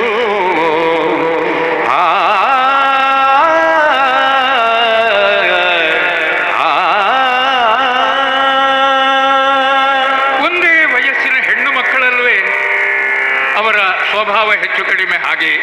ಅಮ್ಮಮ್ಮ ಏನು ಚಂದ, ಯಾರಪ್ಪ ಇದು, ಎಷ್ಟು ಚಂದವೇ. ಹೌದು, ಯಾರದು. ಆಗ ಯಾರೋ ಒಬ್ರು ಹೇಳ್ತಾರೆ, ಅವರು ನಿನ್ನೆಯೇ ಮಿಥಿಲೆಗೆ ಬಂದಿದ್ದಾರೆ, ವಿಶ್ವಾಮಿತ್ರ ಮಹರ್ಷಿಗಳ ಜೊತೆಗೆ ಬಂದದ್ದಂತೆ, ಅವರು ಅಯೋಧ್ಯೆಯವರಂತೆ, ದಶರಥ ಚಕ್ರವರ್ತಿಯ ಮಕ್ಕಳಂತೆ. ರಾಮಲಕ್ಷ್ಮಣ ಅಂತ ಅವರಿಗೆ ಹೆಸರಂತೆ. ಹೀಗೆಲ್ಲ ಒಬ್ಬಳು ಸಖಿ ಹೇಳಿದಳು. ಅದನ್ನೆಲ್ಲ ಕೇಳ್ತಾ ಕೇಳ್ತಾ ಇದ್ದಂತೆ ಸೀತಾದೇವಿಗೆ ಮನಸ್ಸಿನಲ್ಲಿ ಹಳೆಯ ನೆನಪೊಂದು ಮತ್ತೆ ಮರುಕಳಿತ್ತದೆ. ನಾರದ ಮಹರ್ಷಿಗಳು ಹೇಳಿದ ವಿಷಯ. ಜನಕ ಮಹಾರಾಜನನ್ನು ಕಾಣುವುದಕ್ಕೆ ಅಂತ ಬಂದಾಗ ಜನಕ ಮಹಾರಾಜ ತನಗೆ ಯಜ್ಞ ಮಾಡುವುದಕ್ಕೋಸ್ಕರ ನೆಲವನ್ನುಳುವಾಗ ಸಿಕ್ಕಿದ ತನ್ನ ಮಗಳ ಬಗ್ಗೆ ಪ್ರಸ್ತಾಪಿಸಿ ಅವಳನ್ನು ನಾರದರ ಮುಂಭಾಗದಲ್ಲಿ ತೋರಿಸಿದಾಗ, ಇವಳೇ ನನ್ನ ಮಗಳು ಸೀತೆ, ನೋಡಿ ಎಷ್ಟು ಚಂದ ಇದ್ದಾಳೆ, ದೇವರ ಅನುಗ್ರಹದಿಂದ ನನಗೆ ಇವಳು ಮಗಳಾಗಿ ಸಿಕ್ಕಿದ್ದು, ಹೀಗೆಲ್ಲ ತಂದೆಯೇ ಹೊಗಳುವಾಗ ನಾರದ ಮಹರ್ಷಿಗಳು ಹಿನ್ನೆಲೆಯನ್ನೆಲ್ಲ ಹೇಳಿದ್ದಾಳೆ. ಇವಳು ಸಾಕ್ಷಾತ್ ಮಹಾಲಕ್ಷ್ಮಿ ಇದ್ದಾಳೆ. ಇವಳು ಮಹಾಲಕ್ಷ್ಮಿ ಅಂತಾದರೆ ಹಾಗಾದರೆ ಇವಳನ್ನು ಕೈ ಹಿಡಿಬೇಕಾದರೆ ಬರಬೇಕಾದವನೇ ಬರ್ತಾನೆ. ಯಾರು ಮಹಾಲಕ್ಷ್ಮಿಯನ್ನಲ್ಲಿ ಕೈ ಹಿಡಿದಿದ್ದಾನೋ ಅವನೇ ಬರುವುದಕ್ಕಿದ್ದಾನೆ. ಆ ವನಜನಾಭನೇ ಬಂದು ಅವಳ ಕೈ ಹಿಡಿಯುತ್ತಾನೆ, ಅವಳಿಗೆ ಗಂಡನಾಗುತ್ತಾನೆ ಅಂತ ನಾರದರು ಹೇಳಿದ ಮಾತು. ಆ ನಾರದರೇ ಜನಕನಿಗೆ ಸ್ವಯಂವರವನ್ನು ಏರ್ಪಡಿಸುವುದಕ್ಕೆ ಮತ್ತು ಶಿವಧನುಸ್ಸನ್ನು ಪಣವಾಗಿಡುವುದಕ್ಕೆ ಸೂಚನೆಯನ್ನು ಕೊಟ್ಟದ್ದು. ನಾರದರು ಹೇಳಿದಂತೆ ಅವತರಿಸಿದಂತಹ ವನಜನಾಭ ಈತನೇ. ಸೀತೆ ಕೈ ಮುಗಿದುಳು. ನಾವೆಣಿಸಿದ್ದು ಮರದ ಮರೆಯಿಂದ ನೋಟಿ ಆ ಪ್ರಥಮ ನೋಟಕ್ಕೆ ರಾಮನ ಮೇಲೆ ಅನುರಾಗ ಅಲ್ಲವೇ ಅಲ್ಲ, ಅದು ದಿವ್ಯ ಪ್ರೇಮ. ತುಳಸಿದಾಸರ ವಿಷಯವೇ ಹಾಗೆ. ಅವರ ಭಕ್ತಿ ಎನ್ನುವಂತಹದ್ದು ಅದು ಪ್ರೇಮ ಸ್ವರೂಪವಾದದ್ದು. ಭಕ್ತಿ ಅಂದರೆ ದೇವರ ಮುಂಭಾಗದಲ್ಲಿ ಹೆದರಿಕೆ ಅಲ್ಲ. ಭಕ್ತಿ ಅಂದರೆ ದೇವರನ್ನು ಆತ್ಯಂತಿಕವಾಗಿ ಪ್ರೀತಿಸುವುದು, ಅದು ಭಕ್ತಿ. ಹೇಗೆ ನಮ್ಮ ತಾಯಿಯನ್ನು ಪ್ರೀತಿಸ್ತೇವೆಯೋ ಭಗವಂತನನ್ನು ಪ್ರೀತಿಸುವುದಕ್ಕೆ ಸಾಧ್ಯ ಆದರೆ ಅವನ ಬಾಳು ಧನ್ಯ. ತುಳಸಿದಾಸರ ವ್ಯಕ್ತಿತ್ವ ಆ ಬಗೆಯದು. ಅವರೇ ಚಿತ್ರಿಸಿದಂತಹ ಸೀತೆಯ ಸ್ವರೂಪ ಇದು. ವನಜನಾಭನೇ ಇದ್ದಾನೆ ಅಂತ ಮನಸ್ಸಿನಲ್ಲಿ ವಂದನೆಯನ್ನು ಸಲ್ಲಿಸಿದಳು. ಆದರೆ ನಾರದ ಮಹರ್ಷಿಗಳು ಹೇಳಿದ್ದುಂಟಲ್ಲ, ವನಜನಾಭ ಬಂದದ್ದೇ ನನ್ನ ಕೈ ಹಿಡಿಯುವುದಕ್ಕೆ ಎನ್ನುವುದನ್ನು ನೆನಪಿಸಿಕೊಂಡಾಗ ಅವಳನ್ನು ಲಜ್ಜೆ ಆವರಿಸಿಕೊಂಡಿತು. ಅಲ್ಲಿಗೆ ತಲೆ ತಗ್ಗಿಸಿ ನಿತ್ತಳಂತೆ. ಸಖಿಯರೆಲ್ಲ ಸೀತೆಯನ್ನೇ ನೋಡ್ತಾ ಇದ್ದಾರೆ. ಏನು ದನಿಗುಣುವಿಡೆಗೆ ಬರುತ್ತಿದೆ, ಏನು ದನಿಗುಡುವೆಡೆಗೆ ಬರುತ್ತಿದೆ, ವನಿತೆ ಸೀತಾವದನ ಚಂದ್ರನನ್ನು ಅನಘನಯನ ಚಕೋರ ಕಂಗಳು ಭರದಿ ನೋಡಿದವು, ನಯನ ಚಕೋರಂಗಳು ಭರದಿ ನೋಡಿದವು. ಜನಕ ತನುಜಯ ನಿವೇಯನಿಕದೆ, ಜನಕ ತನುಜಯ ನಿವೇಯನಿಕದೆ, ಮುನಿ ಮನೋಹಾರಕನು ನೋಡಲು ಮನದ ಭಯದಿ ನಿಮಿಯು ತೊಲಗಿದ ರಾಮನಕ್ಷಿಗಿಳಿಯೋ. ಮುನಿ ಮನೋಹಾರಕನು ನೋಡಲು ಮನದ ಭಯದಿ ನಿಮಿಯು ತೊಲಗಿದ ರಾಮನಕ್ಷಿಗಿಳಿಯೋ.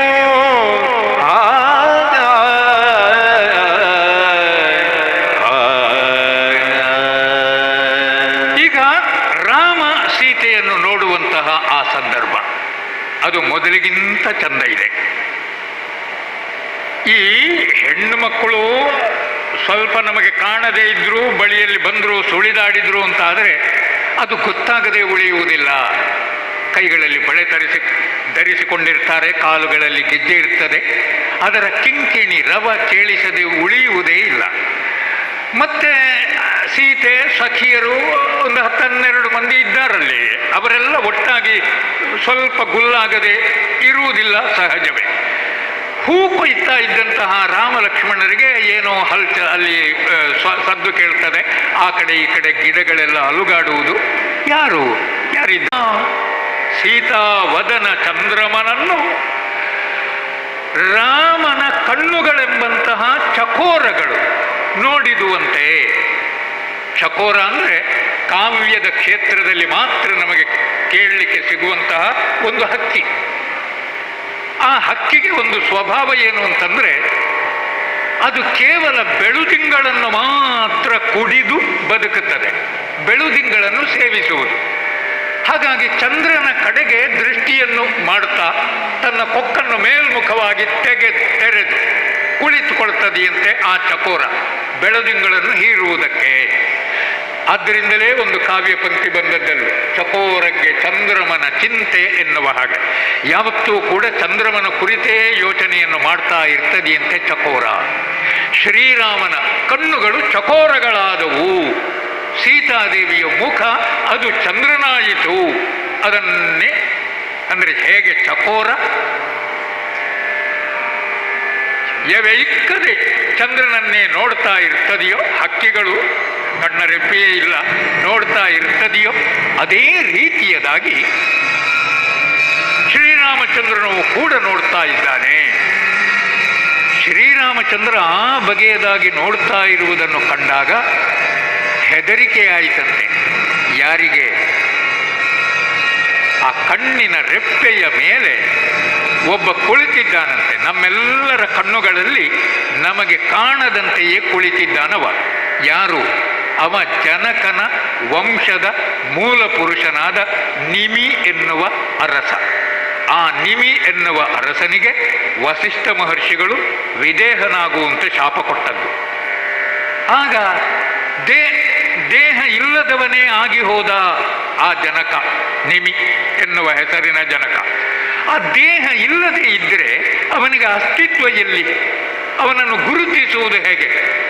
ಆದ್ದರಿಂದ ಮತ್ತು ಅನುಗ್ರಹ ಪೂರ್ವಕವಾಗಿ ಅವರೇ ಎಲ್ಲರ ಕಣ್ಣುಗಳಲ್ಲಿ, ಮಾನವರ ಕಣ್ಣುಗಳಲ್ಲಿ ಮಾತ್ರ, ದೇವತೆಗಳೆಲ್ಲ ಕಣ್ಣು ಮುಚ್ಚಿಕೊಳ್ಳುವುದೇ ಇಲ್ಲ, ಎಲ್ಲರ ಕಣ್ಣುಗಳ ರೆಪ್ಪೆಯಲ್ಲಿ ಹೋಗಿ ನೀನು ವಾಸ ಮಾಡು. ಆ ರೆಪ್ಪೆಯಲ್ಲಿ ಅವನ ಉಪಸ್ಥಿತಿ, ಇರುವಿಕೆ, ಅವನ ಅಸ್ತಿತ್ವ ಗೊತ್ತಾಗುವುದು ಹೇಗೆ? ಕಣ್ಣು ಮುಚ್ಚಿ ತೆರೆದಾಗ. ಅದಕ್ಕೆ ಕಾರಣನಾಗುವವ ನಿಮಿ. ಆದ್ರಿಂದ ಕಣ್ಣಿನ ಜೊತೆಗೇ ನಿಮಿಯೂ ಇದ್ದಾನೆ. ಅವನಿಗೆ ಭಯ ಆದದ್ದು ಯಾಕೆ? ಇದು ರಾಮ ಮಾಡುವ ಕೆಲಸ ಇದು ಸರಿಯಲ್ಲ. ರಾಜಪುತ್ರಿಯವಳು, ಪೂಜೆಗೆ ಬಂದವಳು, ಈ ರಾಮ ಹೋಗಿ ಅವಳನ್ನು ಹೀಗೆ ನೋಡ್ತಾ ಇದ್ರೆ ಅದೊಂದು ಸುಭಗತನ ಅಲ್ಲ, ಒಳ್ಳೆಯವರು ಮಾಡುವ ಕೆಲಸ ಅಲ್ಲ. ಕೆಲವು ಮಕ್ಕಳಿದ್ದಾರೆ ತುಂಬ ಸಂಸ್ಕಾರವಂತರು, ಅವರೇನು ಮಾಡ್ತಾರೆ, ಕೆಲವು ಬೇರೆ ಸ್ವಭಾವದ ಮಕ್ಕಳಿರ್ತಾರಲ್ಲ, ಕೆಟ್ಟದ್ದನ್ನು ಮಾಡ್ತಾ ಅವರ ಜೊತೆಗೆ ಹೋಗುವುದಿಲ್ಲ. ಅವರೊಟ್ಟಿಗೆ ನಾನಿದ್ರೆ ನನ್ನನ್ನೂ ಕೂಡ ಮಾಸ್ಟ್ರು ಮತ್ತೆ ಜೋರು ಮಾಡ್ತಾರೆ ಎನ್ನುವ ಕಾರಣಕ್ಕೆ ಅವ ಕರೆದ್ರೂ ಹೋಗುವುದಿಲ್ಲ. ಅವನ ಬುದ್ಧಿ ನನಗೂ ಬರುವುದು ಬೇಡ ಎನ್ನುವ ಕಾರಣದಿಂದ ನಿಮಗೆ ಹಾಗೆಯೇ ಕಂಡಿತು. ನಾನು ಯಾಕೆ ರಾಮ ಮಾಡುವ ತಪ್ಪಿನಲ್ಲಿ ಪಾಲು ತಕ್ಕೊಳ್ಬೇಕು? ಆದ್ರಿಂದ ನಾನು ಅವನ ಕಣ್ಣಿನಲ್ಲಿ ಇರುವುದೇ ಇಲ್ಲ ಅಂತ ಅವನ ಕಣ್ಣಿನಿಂದ ಎದ್ದು ಹೊರಟು ಹೋದನಂತೆ. ನಿಮಿ ರಾಮನ ಕಣ್ಣುಗಳಿಂದ ಎದ್ದು ಹೊರಟು ಹೋದ ಪರಿಣಾಮ ಏನು? ನಿಮಿ ಇದ್ರಲ್ವ ಕಣ್ಣು ಮುಚ್ಚಬೇಕಾದ್ದು. ಅವನೇ ಹೊರಟು ಹೋದ ಮೇಲೆ ರಾಮ ಕಣ್ಣು ಮುಚ್ಚುವುದಕ್ಕೇ ಇಲ್ಲ, ನೋಡ್ತಲೇ ಇದ್ದಾನೆ ರಾಮ. ಎಲ್ಲಿವರೆಗೆ ನೋಡ್ತಾನೆ ಅಂತಂದ್ರೆ ಸ್ವತಃ ರಾಮನಿಗೆ ಆಶ್ಚರ್ಯವಾಗುತ್ತದೆ. ಇದೇನು ಮಾಡ್ತಾ ಇದ್ದೇನೆ ನಾನು ಹೀಗೆ ಮಾಡುವುದು. ಇವಳ ಲೌಕಿಕ ರೂಪ ಮಧುವನು ಸವಿಯುತೆನ್ನ ಪವಿತ್ರ ಮನ ಮೋಗವನು ಪಡೆದುದು. ಇವಳ ಲೌಕಿಕ ರೂಪ ವಧುವನು ಸವಿಯುತೆನ್ನ ಪವಿತ್ರ ಮನ ಮೋಗವನು ಪಡೆದುದು. ವಿಧಿಯು ಕಾರಣವಲ್ಲನಿದಗೀಗ ತವೆ ಶುಭಾಂಗಗಳ ದುರುತಿವೆ ಎನಗಿವಳ ಮೇಲ್ಮನಮಾಗಿ ಶುಭವನು ಭವವತೋರ್ವವು ಶಕುನ ತತಿಗಳು ವತ್ಸ ಕೇಳಿಂದ ಅರಿಯಿನ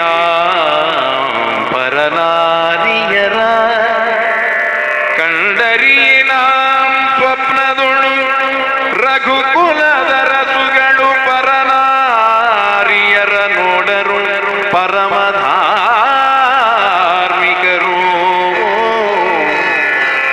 ಅರಿಯೆನಾಂ ಪರನಾರಿಯರ ಕಂಡರಿಯೆನಾಂ ಸ್ವಪ್ನದೊಳು ರಘುಕುಲದ ರಸುಗಳು ಪರನಾರಿಯರ ನೋಡರು ಪರಮಧಾರ್ಮಿಕನು. ಮರವೆಯಿಂ ದುಷ್ಕರ್ಮವೆಸಗರು ನಿರುತ ಇರಲೆನಗಿಂತು ಮೋಹ ಸ್ಫುರಿಸಿದುದು ಜಾನಕಿಯ ನೋಡೋಕೆ ಎನಗಿದಚ್ಚರಿಯೋ ಎನಗಿದಚ್ಚರಿಯೋ.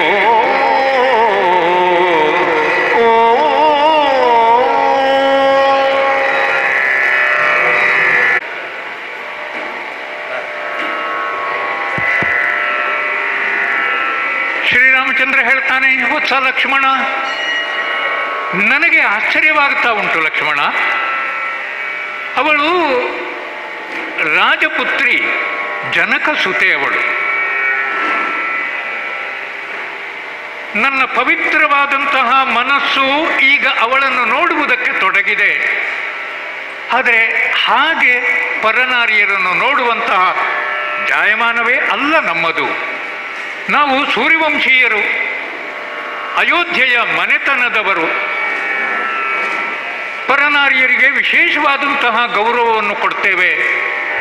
ಸ್ವಪ್ನದಲ್ಲಿಯೂ ಕೂಡ ಆ ಕುರಿತು ಯೋಚನೆ ಮಾಡುವಂತಹ ಸ್ವಭಾವ ನಮ್ಮದಲ್ಲ. ಅದನ್ನು ದುಷ್ಕರ್ಮ ಅಂತ ನಾವು ತಿಳಿಯುತ್ತೇವೆ. ಮರೆತೂ ದುಷ್ಕರ್ಮವನ್ನು ಮಾಡುವವರು ನಮ್ಮ ಕುಲದವರಲ್ಲ. ಹಾಗಿರುವಾಗ ನನಗೆ ಯಾಕೆ ಹೀಗಾಗ್ತಾ ಉಂಟು? ನಾನು ಯಾಕೆ ಕಣ್ಣು ಮುಚ್ಚದೆ ಅವಳನ್ನು ನೋಡ್ತಾ ಇದ್ದೇನೆ? ಮಾತ್ರ ಅಲ್ಲ, ಅವಳ ರೂಪ ಸೌಂದರ್ಯವನ್ನು ನಾನು ನೋಡ್ತಾ ಇದ್ದಂತೆಯೇ ನನ್ನ ಬಲಗಣ್ಣು ಅದುರುವುದಕ್ಕೆ ತೊಡಗುತ್ತದೆ. ನನ್ನ ಬಲ ಭುಜದಲ್ಲಿ ಸ್ಪಂದನೆ ಉಂಟಾಗುತ್ತಾ ಉಂಟು. ಇದೆಲ್ಲ ಶುಭ ಶಕುನಗಳು. ಅವಳನ್ನು ನೋಡಿದಾಗ ಆ ರೀತಿಯದಾದಂತಹ ಶಕುನಗಳೇಕೆ ಕಾಣಿಸಿಕೊಳ್ಳುತ್ತವೆ? ಏನು ಅಂತ ನನಗೆ ಅರ್ಥ ಆಗುತ್ತಿಲ್ಲ ತಮ್ಮ. ಏನೋ ನನಗೆ ಗೊತ್ತಿಲ್ಲ. ಇರಲಿ, ಈಗಂತೂ ನಾವು ಬಂದು ಬಹಳ ಹೊತ್ತಾಯಿತು. ಗುರುಗಳು ಕಾಯ್ತಾ ಇದ್ದಾರೆ. ಅವರ ಪೂಜೆಗೆ ಹೂಗಳನ್ನು ಕೊಂಡು ಹೋಗಿ ಕೊಡಬೇಕು. ಆದ್ದರಿಂದ ಬಾ ಹೋಗೋಣ, ಬೇಗನೆ ಬಾ, ನನ್ನನ್ನು ಅನುಸರಿಸು ಅಂತ ಶ್ರೀರಾಮಚಂದ್ರ ಸಂಗ್ರಹಿಸಿದಂತಹ ಹೂಗಳನ್ನು ತಕ್ಕೊಂಡು ಮತ್ತೆ ತಮ್ಮ ಬಿಡದಿಯ ಕಡೆಗೆ ಸಾಗಿದ. ಲಕ್ಷ್ಮಣನೂ ಅವನನ್ನು ಅನುಸರಿಸಿದ. ಆದರೆ ಸೀತೆ ಮಾತ್ರ ಇನ್ನೂ ಅಲ್ಲೇ ಇದ್ದಾಳೆ. ಅಂದು ರಾಮ ಪ್ರೇಮಮಯಮಸಿಯು ಸೀತೆಯು ಹೃದಯ ಪತ್ರದೊಳಂದಮಾಗಿಕ ಚಿತ್ರವೊಂದನು ಬರೆದಳತಿ ಭರದಿ. ಹೃದಯ ಪತ್ರದೊಳಂದಮಾಗಿಕ ಚಿತ್ರವೊಂದನು ಬರೆದಳತಿ ಭರದಿ. ಬಂದು ಗಿರಿಜಾಲಯಕ್ಕೆ ಭಕ್ತಿಯೊಳಿಂದು ಮುಖಿಗ ವಿನಮಿಸಿ ಜಾನಕಿ. ಅಂದು ಗೌರಿ ಸ್ತೋತ್ರ ಮಾಡಿದಳು ನಿದು ವಿನಯದಲ್ಲಿ. ಗೌರಿ ಸ್ತೋತ್ರ ಮಾಡಿದಳು ಒಲಿದು ವಿನಯದಲ್ಲಿ.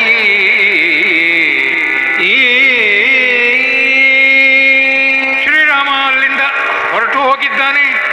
ಆದರೆ ಆ ಶ್ರೀರಾಮಚಂದ್ರನ ರೂಪ ಚಿತ್ರ ಅದು ಸೀತೆಯ ಮನಸ್ಸಿನಲ್ಲಿ ಅಚ್ಚೊತ್ತಿದೆ. ಅದನ್ನು ಬಹಳ ಸುಂದರವಾಗಿ ಹೇಳಿದರು. ಸೀತೆಯೇ ತನ್ನ ಹೃದಯವೆನ್ನುವಂತಹ ಒಂದು ಪತ್ರದಲ್ಲಿ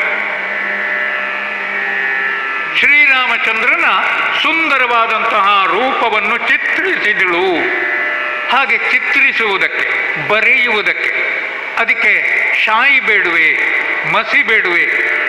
ಹೌದು, ಮಸಿ ಉಂಟು. ಯಾವುದು? ತನ್ನ ಹೃದಯದಲ್ಲಿ ಉಂಟಾದಂತಹ ಪ್ರೇಮ, ಅದುವೇ ಮಸಿ. ಪ್ರೇಮಮಯವಾದಂತಹ ಶಾಯಿಯಿಂದ ತನ್ನ ಹೃದಯವೆನ್ನುವುದನ್ನು ಕಾಗದವನ್ನಾಗಿ ಮಾಡಿ ಅದರಲ್ಲಿ ಸುಂದರವಾದಂತಹ ಶ್ರೀರಾಮನ ಚಿತ್ರವನ್ನು ಸೀತಾದೇವಿ ಬರೆದಳಂತೆ. ಆಯಿತು, ತನ್ನ ಹೃದಯ ಪತ್ರದಲ್ಲಿ ಅದನ್ನು ಬರೆದಾಯಿತು, ಇನ್ನೇನು ಮಾಡುವುದು? ಆ ಪತ್ರವನ್ನು ತೆಗೆದುಕೊಂಡು ಮತ್ತೆ ಪಾರ್ವತೀ ದೇವಿಯ ಮಂದಿರದ ಒಳಗೆ ಹೋಗ್ತಾಳೆ. ಇವತ್ತಿನ ಪೂಜೆ ಆಗಿದೆ, ಪೂಜೆ ಮುಗಿಸಿ ಹೊರಗೆ ಬಂದದ್ದು. ಆದರೆ ಮತ್ತೆ ಇನ್ನೊಮ್ಮೆ ಆ ತಾಯಿಯಲ್ಲಿ ಬೇಡಿಕೊಳ್ಳಬೇಕು, ಪ್ರಾರ್ಥಿಸಬೇಕು ಅಂತ ಕಾಣ್ತದೆ ಸೀತೆಗೆ. ಹಾಗಾಗಿ ಮತ್ತೆ ಆ ತಾಯಿಯ ಪ್ರತಿಮೆಯ ಮುಂಭಾಗದಲ್ಲಿ ಹೋಗಿ ತನ್ನ ಹೃದಯದ ಕಾಗದವನ್ನು, ಪತ್ರ, ಅದರಲ್ಲಿ ಬಿಡಿಸಿದ ರಾಮನ ಚಿತ್ರ, ಅದನ್ನು ಪಾರ್ವತೀ ದೇವಿಯ ಮುಂಭಾಗದಲ್ಲಿ ಬಿಡಿಸಿ ತೋರಿಸ್ತಾಳೆ, ಪ್ರಾರ್ಥನೆ ಮಾಡ್ತಾಳೆ. ಒರೆಯುವಿನೆ ಸರ್ವಜ್ಞೆ ಲೋಕದೊಳಿರದ ಠಾವೆಲ್ಲಿಯದು ಜಡ ಜೀವರಲಿ ನೆಲೆಸಿರೆ ಮನ್ಮನೋರಥವರಿಯದೆ ನಿನಗೆ ಜಡ ಜೀವರಲಿ ನೆಲೆಸಿರೆ ಮನ್ಮನೋರಥವರಿಯದೆ ನಿನಗೆ ಕರುಣಿಸೆನ್ನಳಿ ಉಳಿವು ನಿನ್ನದು ಹರಿದು ಭೀಮನ ನಿನ್ನ ಮಾಯದುಳ್ ಉರುಳಿ ರಾಮನ ಹೃದಯಕ್ಕೆಂದಳು ಹೊರಳಿ ಚರಣದಳಿ ರಾಮನ ಹೃದಯಕ್ಕೆಂದಳು ಹೊರಳಿ ಚರಣದಲ್ಲಿ.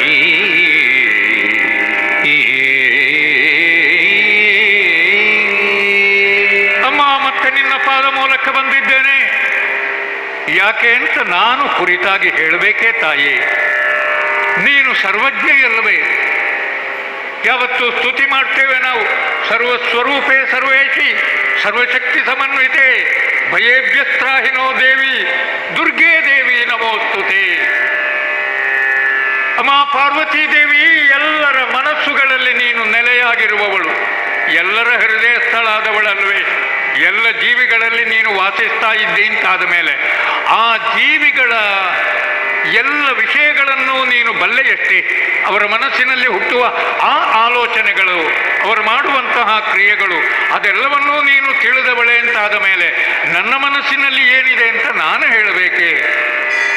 ತಿಳಿಯೆಯ ತಾಯಿ, ನಾನು ಬಾಯಿ ಬಿಟ್ಟು ಹೇಗೆ ಹೇಳಲಿ? ನಾನೊಬ್ಬಳು ಹೆಣ್ಣು ಮಗಳಲ್ವೇ? ನಾಚಿಕೆ ಆಗುವುದಿಲ್ವೇ? ಆದರೂ ತಾಯಿ, ಆ ಶ್ರೀರಾಮಚಂದ್ರನ ಹೃದಯದ ಒಳಗೆ ನನ್ನ ಮನಸ್ಸು ಉರುಳಿ ಹೋಗಿದೆ ತಾಯಿ. ಅದನ್ನೇ ಚಿತ್ರ ರೂಪದಲ್ಲಿ ಬಿಡಿಸಿದ್ದೇನೆ. ಆ ಚಿತ್ರ ಶಾಶ್ವತವಾಗಿ, ಚಿತ್ರವಲ್ಲ ಸಜೀವವಾಗಿ ನನ್ನನ್ನು ಸೇರುವ ಹಾಗೆ ಮಾಡು ತಾಯಿ. ಇದುವೇ ನನ್ನ ಪ್ರಾರ್ಥನೆ. ಸಾಷ್ಟಾಂಗ ಎರಗಿದ್ದಾಳೆ ಸೀತಾದೇವಿ. ಅಷ್ಟು ಮಾಡಿದ ಮೇಲೆ ಅವಳಿಗೊಂದು ಭರವಸೆ ಉಂಟಾಗಿದೆ. ತಾಯಿ ಪಾರ್ವತಿ ತನ್ನ ಕೈ ಬಿಡಲಿಕ್ಕಿಲ್ಲ ಎನ್ನುವ ಹಾಗೆ. ಆದಷ್ಟು ಬೇಗ ಹೋಗಿ ತನ್ನ ತಾಯಿಯನ್ನು ಸೇರಿಕೊಳ್ತೇನೆ, ಅರಮನೆಗೆ ಹೋಗುತ್ತೇನೆ. ಸಖಿಯರನ್ನು ಸೇರಿಸಿಕೊಂಡು ಅರಮನೆಗೆ ಮರಳಿದ್ದಾಳೆ ಸೀತಾದೇವಿ. ಈನನುದಯದಲ್ಲಿ ಮಜ್ಜನಾದಿಯನನುಗೊಳಿಸಿ ಸಂಭಾಷಿಸುತ್ತೀರೇ. ಈನನುದಯದಲ್ಲಿ ಮಜ್ಜನಾದಿಯನನುಗೊಳಿಸಿ ಸಂಭಾಷಿಸುತ್ತೀರೇ. ಜನಗಣತಿಯಿಂದ ಬಂದನು ಗುರು ಶತಾನಂದ. ವಿನಯದಿಯು ರಾಜಾಲಯಕ್ಕೆ ಬಾರೆನನು ಸೋದರರೀರ್ವರುಣನ ಮುನಿಪ ವಿಶ್ವಾಮಿತ್ರರಾಯನ ಕಂಡು ಹರಸಿದನು.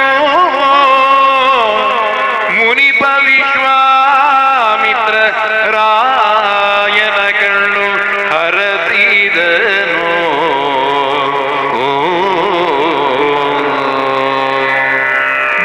ಕಳೆದು ಮರು ದಿವಸ ಬೆಳಗಾಯಿತು. ಅದುವೇ ವಿಶೇಷವಾದ ದಿವಸ, ಶ್ವೇತಾ ಸ್ವಯಂವರಕ್ಕೆ ಅಂತ ನಿಗದಿಯಾದ ದಿವಸ. ಊರೂರುಗಳಿಂದ ರಾಜಕುಮಾರರುಗಳೆಲ್ಲ ಬಂದು ಮಿಥಿಲೆಯಲ್ಲಿ ಸೇರಿದ್ದಾರೆ. ಅವರೆಲ್ಲ ಈಗಾಗಲೇ ಸಭಾಮಂಟಪದಲ್ಲಿ ಬಂದು ಸೇರಿಕೊಂಡಿದ್ದಾರೆ. ನಿನ್ನೆ ದಿವಸವಷ್ಟೇ ಮಿಥಿಲೆಗೆ ಆಗಮಿಸಿದಂತಹ ವಿಶ್ವಾಮಿತ್ರ ಮಹರ್ಷಿಗಳು ಆ ಮಕ್ಕಳನ್ನು ಕರ್ಕೊಂಡು ಇನ್ನೂ ಬರಲಿಲ್ಲ. ಕುರಿತಾಗಿ ಜನಕ ಮಹಾರಾಜ ತನ್ನ ಪುರೋಹಿತನಾದಂತಹ ಶತಾನಂದನನ್ನು ಕಳುಹಿಸಿದ್ದಾನೆ. ಅವರನ್ನು ಕರೆದುಕೊಂಡು ಬಾ. ಉಳಿದವರೆಲ್ಲ ಅವರಷ್ಟಕ್ಕೆ ಬಂದು ಸೇರಿದರೆ ವಿಶ್ವಾಮಿತ್ರ ಮಹರ್ಷಿಗಳಿಗೆ ವಿಶೇಷವಾದ ಅಭ್ಯರ್ಥನೆ ಜನಕನಿಂದ ಹೋಗಿದೆ.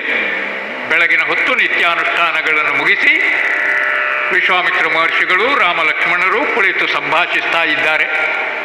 ಅಲ್ಲಿಗೆ ಶತಾನಂದ ಬಂದು, ಇನ್ನೂ ಏಕೆ ಹೇಳಲಿಲ್ಲ, ಬನ್ನಿ, ನಮ್ಮ ಮಹಾರಾಜರು ಕಾಯ್ತಾ ಇದ್ದಾರೆ, ಎಲ್ಲವೂ ಸಿದ್ಧವಾಗಿದೆ, ಇವತ್ತು ಸೀತಾ ಸ್ವಯಂವರ ನಡೆಯುವುದಕ್ಕಿದೆ, ಶಿವ ಧನುರ್ಭಂಗವೇ ಅದಕ್ಕೆ ಪಣವಾಗಿ ಉಂಟು, ಆದ್ದರಿಂದ ಬನ್ನಿ ಬನ್ನಿ. ಶತಾನಂದರು ವಿಶ್ವಾಮಿತ್ರರನ್ನು ಆ 2 ಮಕ್ಕಳನ್ನು ಕರ್ಕೊಂಡು ರಾಜಸಭೆಯನ್ನು ಪ್ರವೇಶಿಸಿದ್ದಾರೆ. ವಿಶ್ವಾಮಿತ್ರ ಮಹರ್ಷಿಗಳು ಮುಂದೆ, ಹಿಂಭಾಗದಿಂದ ಲಕ್ಷ್ಮಣ, ಮಧ್ಯದಲ್ಲಿ ಶ್ರೀರಾಮಚಂದ್ರ, ಎಲ್ಲರೂ ಕಣ್ಣೆತ್ತಿ ನೋಡ್ತಾ ಇದ್ದಾರೆ.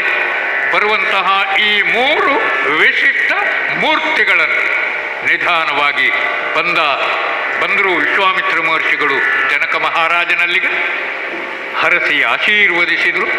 ಉಚಿತಾಸನವನ್ನು ತನ್ನ ಬಳಿಯಲ್ಲಿ ಜನಕ ಮಹಾರಾಜ ಕೊಟ್ಟಿದ್ದಾನೆ. ವಿಶ್ವಾಮಿತ್ರ ಮಹರ್ಷಿಗಳು ಕುಳಿತಿದ್ದಾರೆ, ಬಳಿಯಲ್ಲಿ ರಾಮಲಕ್ಷ್ಮಣರೂ ಆಸೀನರಾಗಿದ್ದಾರೆ. ಅಷ್ಟಾದ ಮೇಲೆ ಜನಕ ಮಹಾರಾಜ ಆದೇಶಿಸ್ತಾನೆ, ಏನು? ಜನಕ ಸುಮುಗೂರ್ತದಲ್ಲಿ ಮಗಳನ್ನು ಧನುಷಯಾಗಾಲಯಕ್ಕೆ ಕರೆಯಿದೆ.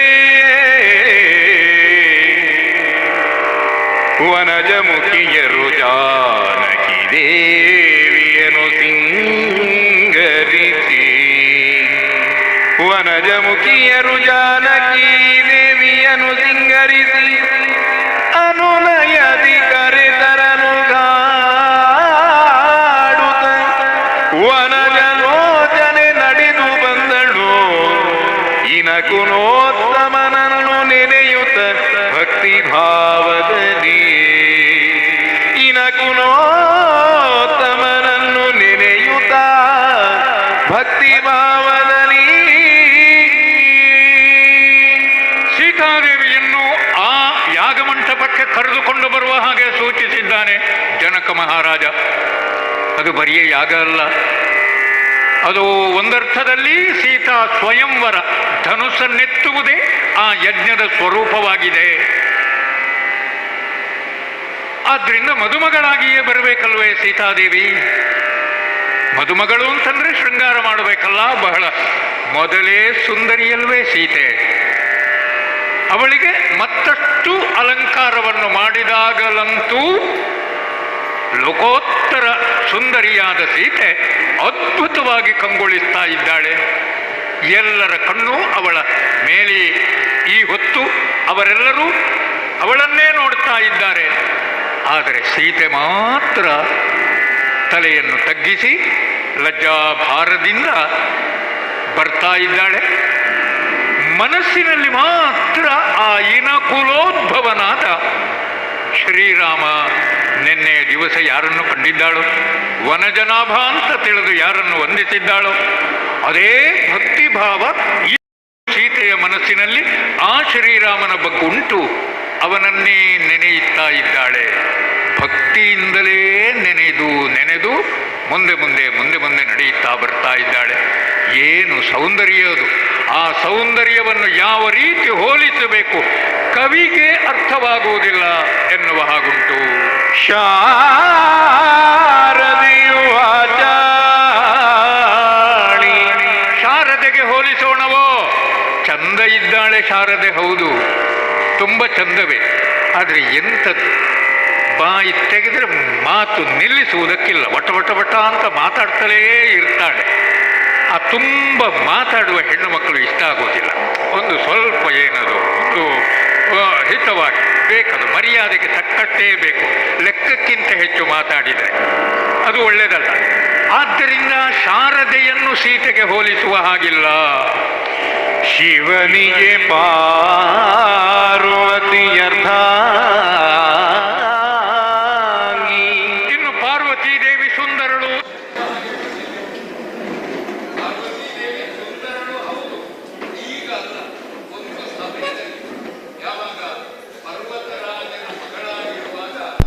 ರಾಜಕುಮಾರಿಯಾಗಿದ್ದಾಗ ಪಾರ್ವತೀ ದೇವಿ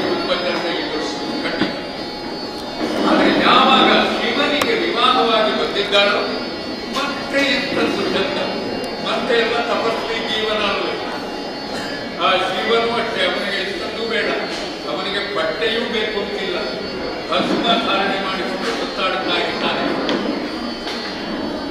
ಪಾರ್ವತಿಯೂ ಕೂಡ ಶಿವನನ್ನೇ ಅನುಸರಿಸಿ ಇರಬೇಕಲ್ವೇ, ನಾನು ಹಣೆಗೆ ಭಸ್ಮವನ್ನು ಧಾರಣೆ ಮಾಡಿ ತಪಸ್ವಿ ಮುನಿಪತ್ನಿಯರ ಹಾಗೆ ಜೀವನವನ್ನು ಕಳೆಯುತ್ತಾ ಇದ್ದಾಳೆ.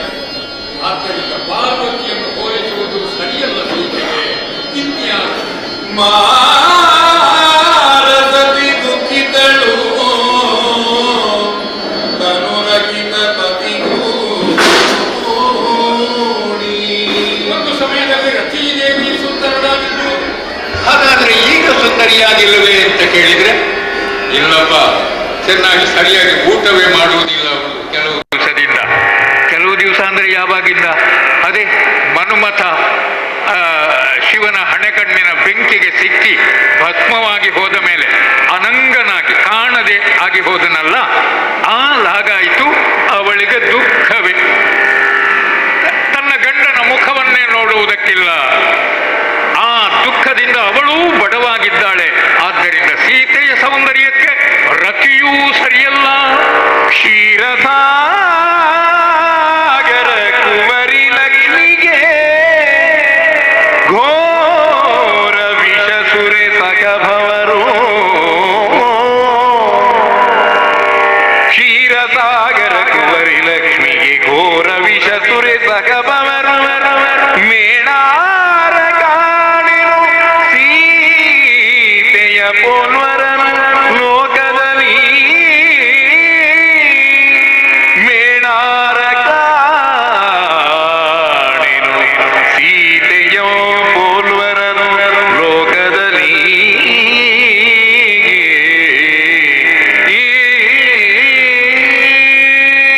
ಇನ್ನು ಹೋಲಿಸಿದ್ರೆ ಯಾರ ಜೊತೆಗೆ ಹೋಲಿಸಬೇಕು? ಇನ್ನೋರ್ವಳಿದ್ದಾಳೆ. ಅವಳೇ ಸಾಕ್ಷಾತ್ ಮಹಾಲಕ್ಷ್ಮಿ, ಸಾಗರ ಸಂಜಾತೆ, ಕ್ಷೀರಸಾಗರದ ಮಗಳು. ಎಲ್ಲ ಚೆನ್ನಾಗಿ ಎಲ್ಲ ಇದ್ದಾಳೆ. ಸೀತೆಯ ಜೊತೆಗೆ ಧಾರಾಳ ಹೋಲಿಸಬಹುದು, ಆದರೆ ಮನಸ್ಸಾಗುವುದಿಲ್ಲ. ಯಾಕಂದ್ರೆ ಆ ಮಹಾಲಕ್ಷ್ಮಿಯ ಜೊತೆಗೆ ಜನಿಸಿದವರು ಇನ್ನಿಬ್ಬರು ಇದ್ದಾರಲ್ಲ, ಬಹಳ ಮಂದಿ ಜನಿಸಿದ್ದಾರೆ. ಮಹಾಲಕ್ಷ್ಮಿಯ ಜೊತೆಗೆ ಚಂದ್ರನೂ ಜನಿಸಿದ್ದಾನೆ. ಅವರೆಲ್ಲಾದರೆ ಒಂದು ಮಟ್ಟಿಗೆ ಆದೀತು. ಆದರೆ ಈ ಇಬ್ಬರು ಮಾತ್ರ ಸರ್ವಥ ಆಗಲಿಕ್ಕಿಲ್ಲ. ಒಂದು ಘೋರವಾದ ವಿಷ, ಹಲಾಹಲ, ಅದೇ ಸಾಗರದಲ್ಲಿ ಜನಿಸಿದ್ದು. ಆದ್ದರಿಂದ ಆ ವಿಷ ಮಹಾಲಕ್ಷ್ಮಿಗೆ ಅಣ್ಣನೋ ತಮ್ಮನೋ ಯಾವುದೋ ಒಂದು. ಅದೇ ರೀತಿ ಇನ್ನೊಂದು ಸುರೆ, ಮದ್ಯ, ಅದು ಜನಿಸಿದ್ದು ಕ್ಷೀರಸಾಗರದಲ್ಲಿ. ಈ ವಿಷ ಮತ್ತು ಸುರೆ ಈರುವರು ಕೂಡ ಸಹಭವರಾಗಿದ್ದಾರೆ, ಅಣ್ಣ ತಮ್ಮಂದಿರು. ಈಗ ಕೆಲವೊಮ್ಮೆ ಹುಡುಗಿ ಆದೀತು, ಆದರೆ ಅಣ್ಣ ತಮ್ಮಂದಿರು ಎಲ್ಲೆಲ್ಲಿ ಸುತ್ತಾಡ್ತಾ ಇರ್ತಾರೆ. ಸಂಜೆ ಹೊತ್ತಂತೂ ಅವರನ್ನು ಮಾತಾಡಿಸುವ ಹಾಗಿಲ್ಲ. ಆದ್ರಿಂದ ಸಂಬಂಧ ಬೇಡ ಅಂತ ಆಗೋದಿಲ್ವಾ? ಹುಡುಗಿ ಒಳ್ಳೆದಿದ್ರೂ ಮಹಾಲಕ್ಷ್ಮಿ ಆದೀತು, ಜೊತೆಗಿರುವವರಲ್ಲ. ಆದ್ರಿಂದ ಮಹಾಲಕ್ಷ್ಮಿಯನ್ನು ಸೀತೆಗೆ ಹೋಲಿಸಕೂಡದು. ಮತ್ತಿನ್ಯಾರು ಇಲ್ಲ. ಸೀತೆಗೆ ಹೋಲುವರನ್ನು ಮೂರು ಲೋಕದಲ್ಲಿಯೇ ನಾನು ಕಾಣುವುದಿಲ್ಲ, ನನಗೆ ಸಿಗುವುದಿಲ್ಲ ಎನ್ನುವ ಹಾಗೆ ಕವಿ ಘೋಷಿಸಿ ಬಿಟ್ಟಿದ್ದಾನೆ. ಅಷ್ಟು ಸುಂದರಿಯಂತೆ ಸೀತೆ ಬರ್ತಾ ಇದ್ದಾಳೆ, ಕೈಯಲ್ಲಿ ಮಾಲೆಯನ್ನು ಹಿಡಿದು ಲಜ್ಜಾಭಾರದಿಂದ. ಬಂದು ಲಜ್ಜಾಭರದ ಭಾರದಿ ಮುಂದಿರುವ ನೃಪಸುತರ ನೋಡದೆ ಸಿಂಧು ಶಯನನ ನರಸಿದಳು ಸೀತಾರಮಣಿ ನಲಿದು. ಇಂದು ಮುಖಿ ಮಣಿವಿಷ್ಟರದೊಳಿದೆ ಮಂದಗಾಸದಿ ನಿರ್ಧನಗೆ ನಿಧಿ. ಇಂದು ಮುಖಿ ಮಣಿ ವಿಷ್ಟರದೊಳಿದೆ ಮಂದಗಾಸದಿ ನಿರ್ಧನಗೆ ನಿಧಿ. ಬಂದೊದಗಿದಳು ಕಿಕ್ಕಿದಳು ರಘುವರನ ನೋಡುತ್ತಲೀ. ಹಿಕ್ಕಿದಳು ರಘುವರನ ನೋಡುತ್ತಲೀ.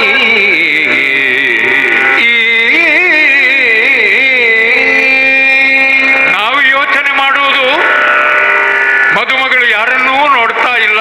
ಪಾಪ ಎಷ್ಟು ತಲೆ ತಗ್ಗಿಸಿದ್ದಾಳೆ ಅಮ್ಮ, ಎಷ್ಟು ತಲೆ ತಗ್ಗಿಸಿದ್ದಾಳೆ ಅಂತ ನಮಗೆ ಕಾಣುತ್ತದೆ. ಆದರೆ ಅವರ ದೃಷ್ಟಿ ಅದು ಅವರಿಗೆ ಮಾತ್ರ ಗೊತ್ತಷ್ಟೆ. ಸಭೆ ನೋಡುವುದಕ್ಕೆ ಹೇಳ್ತಾರೆ, ಏನು ಲಜ್ಜೆ, ಏನು ಲಜ್ಜೆ. ಲಜ್ಜೆಯ ಭಾರದಿಂದಲೇ ತಲೆ ಬಾಗಿ ಹೋಗಿದೆಯಂತೆ. ಆದರೆ ಸೀತಾದೇವಿ ಮಾತ್ರ ಹುಡುಕುತ್ತಾ ಇದ್ದಾಳೆ. ಅವಳಿಗೆ ಕಾಣ್ತದೆ, ಇಡೀ ಸಭೆ ಕಾಣ್ತದೆ, ಇಡೀ ಸಭೆ ಕಾಣ್ತದೆ.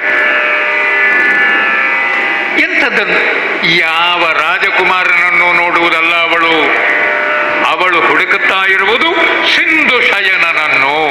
ನಿನ್ನೆ ಯಾರನ್ನು ಕಂಡಿದ್ದಾಳೋ ಉದ್ಯಾನವನದಲ್ಲಿ, ಅವನೆಲ್ಲಿದ್ದಾನೆ, ಎಲ್ಲಿದ್ದಾನೆ, ಎಲ್ಲಿದ್ದಾನೆ? ಓ, ಅವ ನಮ್ಮ ಅಪ್ಪಯ್ಯನ ಬಳಿಯಲ್ಲೇ ಇದ್ದಾನೆ, ಆ ಮಹರ್ಷಿಗಳ ಜೊತೆಯಲ್ಲೇ ಇದ್ದಾನೆ. ಅವನಿಗೆ ವಿಶೇಷವಾದ ಸಿಂಹ ವಿಸ್ತಾರವನ್ನೇ ನಮ್ಮ ಅಪ್ಪಯ್ಯ ಕೊಡಮಾಡಿದ್ದಾನೆ, ಅಯೋಧ್ಯೆಯ ಚಕ್ರವರ್ತಿಯ ಮಗ ಎನ್ನುವ ಕಾರಣಕ್ಕೆ. ಅವನನ್ನು ಕಂಡಾಕ್ಷಣ ಸಮಾಧಾನವಾಯಿತು. ಅಷ್ಟೇ ಅಲ್ಲ, ಮನಸ್ಸಿನಲ್ಲೇ ಹಿಗ್ಗಿದಳು. ಅವ ಬಂದಿದ್ದಾನಲ್ಲ, ಪಾರ್ವತಿ ದೇವಿಯಲ್ಲಿ ನಾನು ಬೇಡಿಕೊಂಡದ್ದುಂಟು, ಆ ಬೇಡಿಕೆ ಈಡೇರ್ತದೆ ಎನ್ನುವ ಭರವಸೆಯಿಂದ ತಾನೂ ತನ್ನ ಸಖಿಯರ ಜೊತೆಗೆ ಸಾಗಿ ತನಗೆ ಮೀಸಲಾಗಿಟ್ಟಂತಹ ಆಸನದಲ್ಲಿ ಕುಳಿತುಕೊಂಡಿದ್ದಾಳೆ ಸೀತಾದೇವಿ.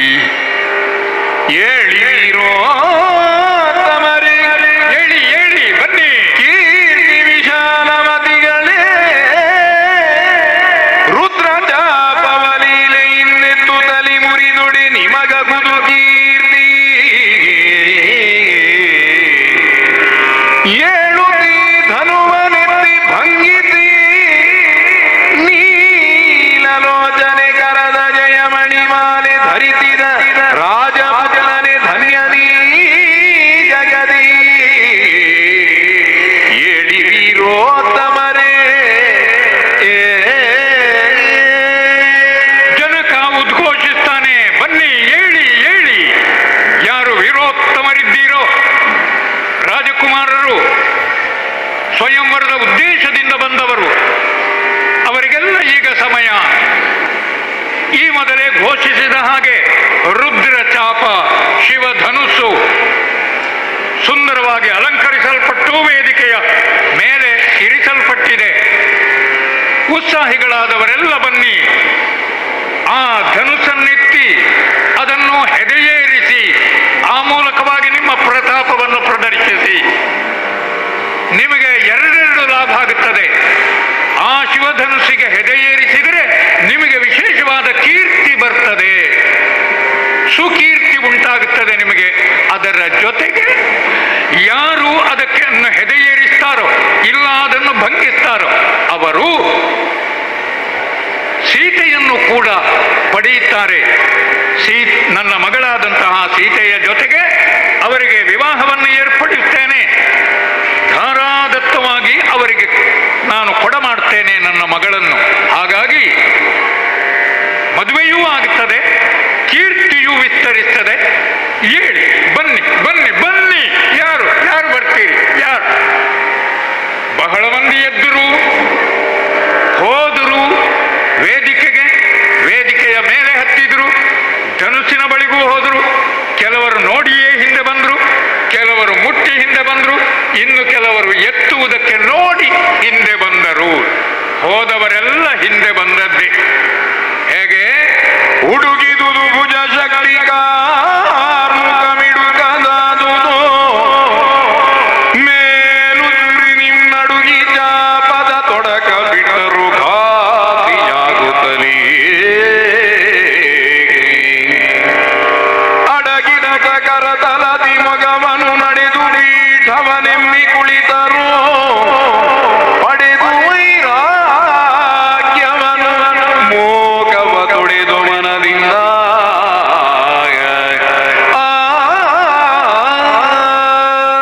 ಆದರೆ ಬಹಳ ಚಂದಕ್ಕೆ ಹೇಳ್ತಾರದನ್ನು. ಸ್ವಲ್ಪ ವ್ಯತ್ಯಾಸ ಉಂಟಂತೆ. ಅವರು ಹೋಗುವ ಕ್ರಮ ಮತ್ತು ಹಿಂದೆ ಬರುವ ಕ್ರಮ. ಹೋದ ಹಾಗೆಯೇ ಹಿಂದೆ ಬಂದದ್ದಲ್ಲ. ಹೋಗುವಾಗ ಎಲ್ಲ ಎದೆ ಉಬ್ಬಿಸಿ ಮೀಸೆ ಮೇಲೆ ಕೈ ಹಾಕಿಕೊಂಡು ಎಲ್ಲರನ್ನೂ ಒಂದು ಸಲ ನೋಡಿ, ಈಗ ನೋಡಿ ನನ್ನನ್ನು, ನಾನೇನು ಮಾಡ್ತೇನೆ ನೋಡಿ ಎನ್ನುವ ಹಾಗೆ ಎಲ್ಲರಿಗೂ ತನ್ನನ್ನು ತೋರಿಸಿಕೊಳ್ಳುವ ಹಾಗೆ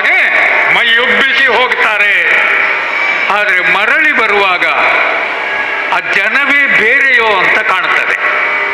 ಅಲ್ಲ, ಹೌದೋ ಅಲ್ವೋ ಅಂತ ನಿರ್ಣಯ ಮಾಡುವುದೇಗಪ್ಪ, ಮುಖ ನೋಡಿದ್ರೆ ಗೊತ್ತಾದೀತು. ಆ ಮುಖಕ್ಕೆ ತಮ್ಮ ಕೈಗಳಿಂದ ಮುಚ್ಚಿಕೊಳ್ತಾರಂತೆ ಬರುವಾಗ, ಸ್ವಲ್ಪ ಹೀಗೆ ಮಾಡಿಕೊಂಡು ಬರುವುದವರು. ಕೆಲವೊಮ್ಮೆ ಟಿವಿಗಳಲ್ಲಿ ಕಾಣುತ್ತೇವೆ, ಯಾರನ್ನು ಹಿಡ್ಕೊಂಡು ಹೋಗುತ್ತಾರೆ, ಅವರೆಲ್ಲ ಹೀಗೆ ಮಾಡಿಕೊಂಡು ಹೋಗುವುದು. ಅಲ್ಲ, ಮಾಡಿದ್ದಾರೆ ಅಂತಹ ತಪ್ಪನ್ನು ಮತ್ತೆ ಪತ್ತೆತ್ತಂತೆ. ಆ ರೀತಿಯಲ್ಲಿ ಇವರು ಕೂಡ ಹಾಗೆಂತ ಅವರು ಯಾರು ಅಪರಾಧ ಮಾಡಿದವರಲ್ಲ, ಆದರೆ ಅವಮಾನ ಅಲ್ವೇ.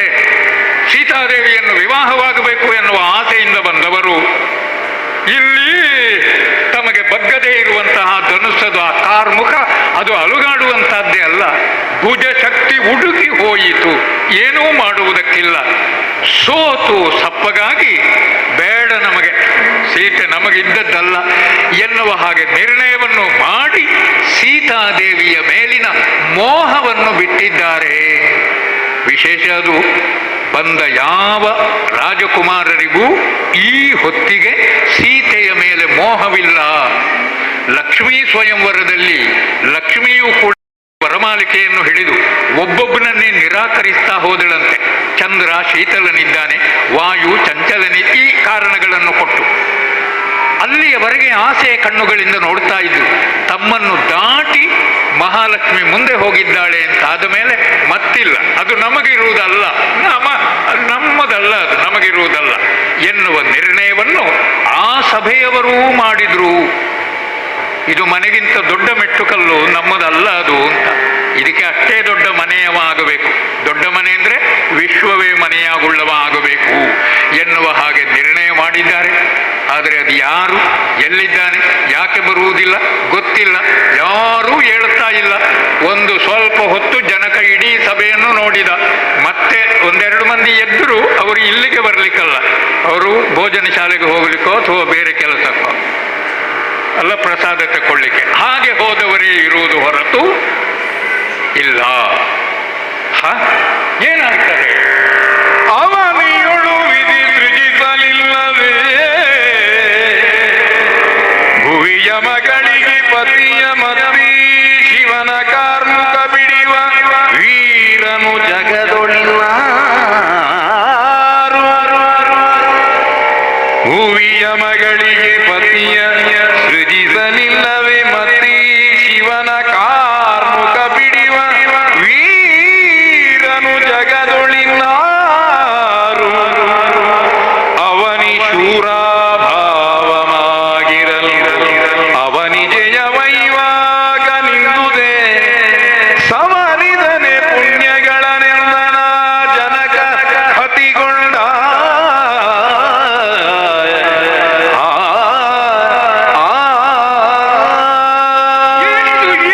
ಎಲ್ಲಿವರೆಗೆ ಬಂದು ಮುಟ್ಟಿತಿದು?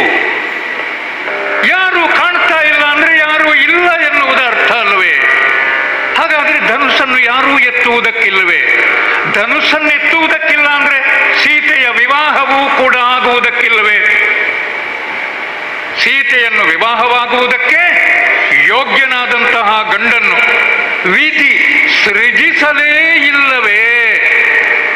ಭುವಿಯ ಮಗಳಿಗೆ ವಿಧಿ ವರನನ್ನೇ ಸೃಜಿಸಲೇ, ಏನಿದು? ಇಷ್ಟು ಮಂದಿ ರಾಜಕುಮಾರರಿದ್ದಾರೆ, ಪರಾಕ್ರಮಿಗಳು ಅಂತ ಹೇಳಿಕೊಂಡವರು. ಏನು ಲೋಕದಲ್ಲಿ ಪರಾಕ್ರಮ ಎಲ್ಲ ಬರಿದಾಗಿ ಹೋಯಿತೆ. ಶೂರ ಅಂತದು ಶೂರಾಭಾವವಾದುದೇ ಅವನಿ ಅಂದ್ರೆ ನೆಲದಲ್ಲಿ, ಈ ಭೂಮಿಯಲ್ಲಿ ಶೂರರೆನ್ನುವವರೇ ಇಲ್ಲವೇ? ಇಲ್ಲವೇ? ದೊಡ್ಡ ಪ್ರಶ್ನೆ ಅದು. ಶೂರರಾದವರ ಮನಸ್ಸನ್ನು ಕೆರಳಿಸುವ ಪ್ರಶ್ನೆ, ಅದನ್ನು ಎತ್ತಿದ್ದಾನೆ ಜನಕ. ಏನು ಲೋಕದಲ್ಲಿ ಯಾರು ಎಲ್ಲವರು ಯಾವುದಕ್ಕೂ ಉಪಯೋಗ ಇಲ್ಲದವರಾಗಿ ಹೋದರೆ ಶೂರರೇ ಇಲ್ಲವೇ? ಎಂಥದ್ದಿದು, ಹೀಗೊಂದು ಉಂಟೆ ಎನ್ನುವ ಹಾಗೆ ಸಿಟ್ಟನ್ನೇ ತೋರಿಸಿದನಂತೆ. ಸಿಟ್ಟು ಜನಕ ತೋರಿಸಿದ್ದು ಹೌದು, ಅದರ ಪರಿಣಾಮವಾಗಿ ಸಿಟ್ಟು ಬೇರೆ ಕಡೆಯೂ ಬಂತು. ಎಲ್ಲಿ ಬಂತು? ಕೆರಳಿರನು ಸೌಮಿತ್ರಿ ರಾಮನ ಬೆರಳ ಸನ್ನಿಗೆ ನುಡಿದನು. ತರಣಿ ಕುಲದ ರತನಿರೆ ಶೂರಾಭಾವವೇ ಲೋಕ ಮುರಿವೆ ನಾನೀ ಧನುವ ಸುಲಭದಿ ಕರುಣದಿಂದ ನದಿಯ ನಿತ್ತುಳಿಗೆ ಹರನ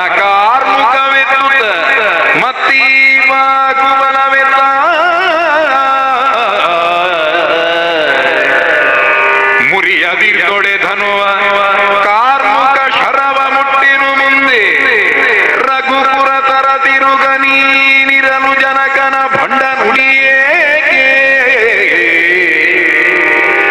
ಬೆರಳಲೊಂದು 100 ಯೋಜನ ಹಿರೆಯೊಳೈದುವೆ ಕೊಡುಗೊಡಾಣತಿ ಬರಡು ಬಿಲ್ಲನು ಮುರಿವೆನೆಂದನು ಜಡಿದು ಲಕ್ಷ್ಮಣನು ಕೆರಳಿ ಎದ್ದವನು ಲಕ್ಷ್ಮಣ. ಏನು ಈ ನೆಲದಲ್ಲಿ ಪರಾಕ್ರಮಶಾಲಿಗಳೇ ಇಲ್ಲವೇ? ಶೂರಾಭಾವವಾದುದೇ ಅವನೇ. ಕೇಳಿ ಹೇಗೆ ಸುಮ್ಮಗಿರ್ತಾನೆ ಲಕ್ಷ್ಮಣ. ಕೆಲವು ದಿವಸದ ಮೊದಲು ಆ ಮಾರೀಚ ಸುಬಾಹು ತಾಟಕಿ ವಯಸ್ಸು ಇನ್ನೂ 16 ಬರಲಿಲ್ಲ. ಅಷ್ಟನ್ನು ಮಾಡಿದ ತಾವಿದ್ದಾರೆ ಅಣ್ಣ ತಮ್ಮ. ಜನಕ ಮಹಾರಾಜ ಲೋಕದಲ್ಲಿ ಪರಾಕ್ರಮಿಗಳೇ ಇಲ್ಲ ಅಂತ ಹೇಳಿಬಿಟ್ರೆ ಎಂಥದ್ದಿದು? ಎದ್ದು ನಿಂತಾವ. ಭಯ ಆಯಿತು ರಾಮಚಂದ್ರನಿಗೆ, ಲಕ್ಷ್ಮಣನೇ ನೇರ ಹೋಗಿಬಿಡ್ತಾನೋ ಎನ್ನುವ ಹಾಗೆ. ಬೆರಳು ಸನ್ನೆ ಮಾಡಿದ, ತಮ್ಮ ನನಗೆ ಹೇಳುವುದಕ್ಕೆ ಬಿಡಣ್ಣ, ಹೇಳುವುದನ್ನು ಹೇಳುವುದಕ್ಕುಂಟು. ನಾನು ನನ್ನ ಕುರಿತು ಹೇಳಿದ್ದಲ್ಲ, ನಾನು ನಿನ್ನ ಕುರಿತು ಹೇಳುವುದಕ್ಕೆ ಎದ್ದು ನಿಂತದ್ದು. ನೋಡಿ, ಲಕ್ಷ್ಮಣ ಯಾವತ್ತೂ ಎದ್ದು ನಿಲ್ತಾನೆ, ತಾನು ಮುಂದೆ ಬರುವುದಕ್ಕಲ್ಲ, ತನ್ನ ಅಣ್ಣನ ಪರವಾಗಿ. ಅಣ್ಣ ಇದ್ದಾನೆ ಅಂತ ಹೇಳುವುದಕ್ಕೆ. ನನ್ನ ತರಣಿ ಕುಲದ ಅರಸನಾದ ಶ್ರೀರಾಮ ನನ್ನ ಅಣ್ಣ ಇರುವಾಗ ಲೋಕ ಶೂರಾಭಾವವಾಗುವುದು ಹೇಗೆ? ಆಗುವುದಕ್ಕೆ ಸಾಧ್ಯವೇ? ನನಗೆ ಅಪ್ಪಣೆ ಕೊಟ್ಟರೆ ಸಾಕು, ಆ ಧನುಸ್ಸನ್ನು ನಾನೇ ನೋಡ್ತೇನೆ. ಮದುವೆ ಅಣ್ಣ ಆಗಲಿ, ನಾನಲ್ಲ. ಆದರೆ ಬಿಲ್ಲನ್ನು ಎತ್ತಿ ಹೆದೆಯೇರಿಸುವ ಕೆಲಸವನ್ನು ನಾನೇ ಮಾಡ್ತೇನೆ. ಒಂದು ಪಕ್ಷ ಆ ಬಿಲ್ಲನ್ನು ಎತ್ತಿ ಹೆದೆಯೇರಿಸುವುದಕ್ಕಾಗದೆ ಹೋದರೆ ನನ್ನ ಪ್ರತಿಜ್ಞೆ ಕೇಳಿ, ಜೀವನದಲ್ಲಿ ಇನ್ನು ಮುಂದೆ ಬಿಲ್ಲನ್ನಾಗಲಿ ಬಾಣವನ್ನಾಗಲಿ ನಾನು ಮುಟ್ಟುವುದಿಲ್ಲ ಎನ್ನುವ ಹಾಗೆ ಪ್ರತಿಜ್ಞೆ ಮಾಡ್ತೇನೆ. ಏನು, ನಾನೇ ಹೋಗಲ? ಆ ಬರಡು ಧನು ಎಷ್ಟಗನಿಸದು ನಮ್ಮ ಮುಂಭಾಗದಲ್ಲಿ ನೋಡಿಯೇ ಬಿಡ್ತೇನೆ. ಅಣ್ಣ, ನನಗೊಂದು ಅನುಮತಿಯನ್ನು ಕೊಡು, ಅಷ್ಟು ಮಾಡುವುದಕ್ಕೆ ನನಗೆ ಬಿಡು. ರಾಮ ಎಂಥದ್ದು ಅನುಮತಿ ಕೊಡುವುದು? ಕರ್ಕೊಂಡು ಬಂದವರು ವಿಶ್ವಾಮಿತ್ರ ಮಹರ್ಷಿಗಳಲ್ವೇ, ಅವರು ಮಾತಾಡಬೇಕು. ಅವರು ಮನಸ್ಸಿನಲ್ಲೇ ಆನಂದವನ್ನು ಪಟ್ಟಿದ್ದಾರೆ. ಲಕ್ಷ್ಮಣನ ಮಾತನ್ನು ಕೇಳಿ ಹರುಷಮಾದುದು ಮುನಿಗೆ ತರಳನ ಬೆರಳ ಸನ್ನಿಯುಳೊಲಿಸಿ ಕೂರಿಸಿ ತರಣಿ ಕುಲ ಪಂಕೇಜ ಸೂರ್ಯನ ಸಿರಿಮೊಗವನು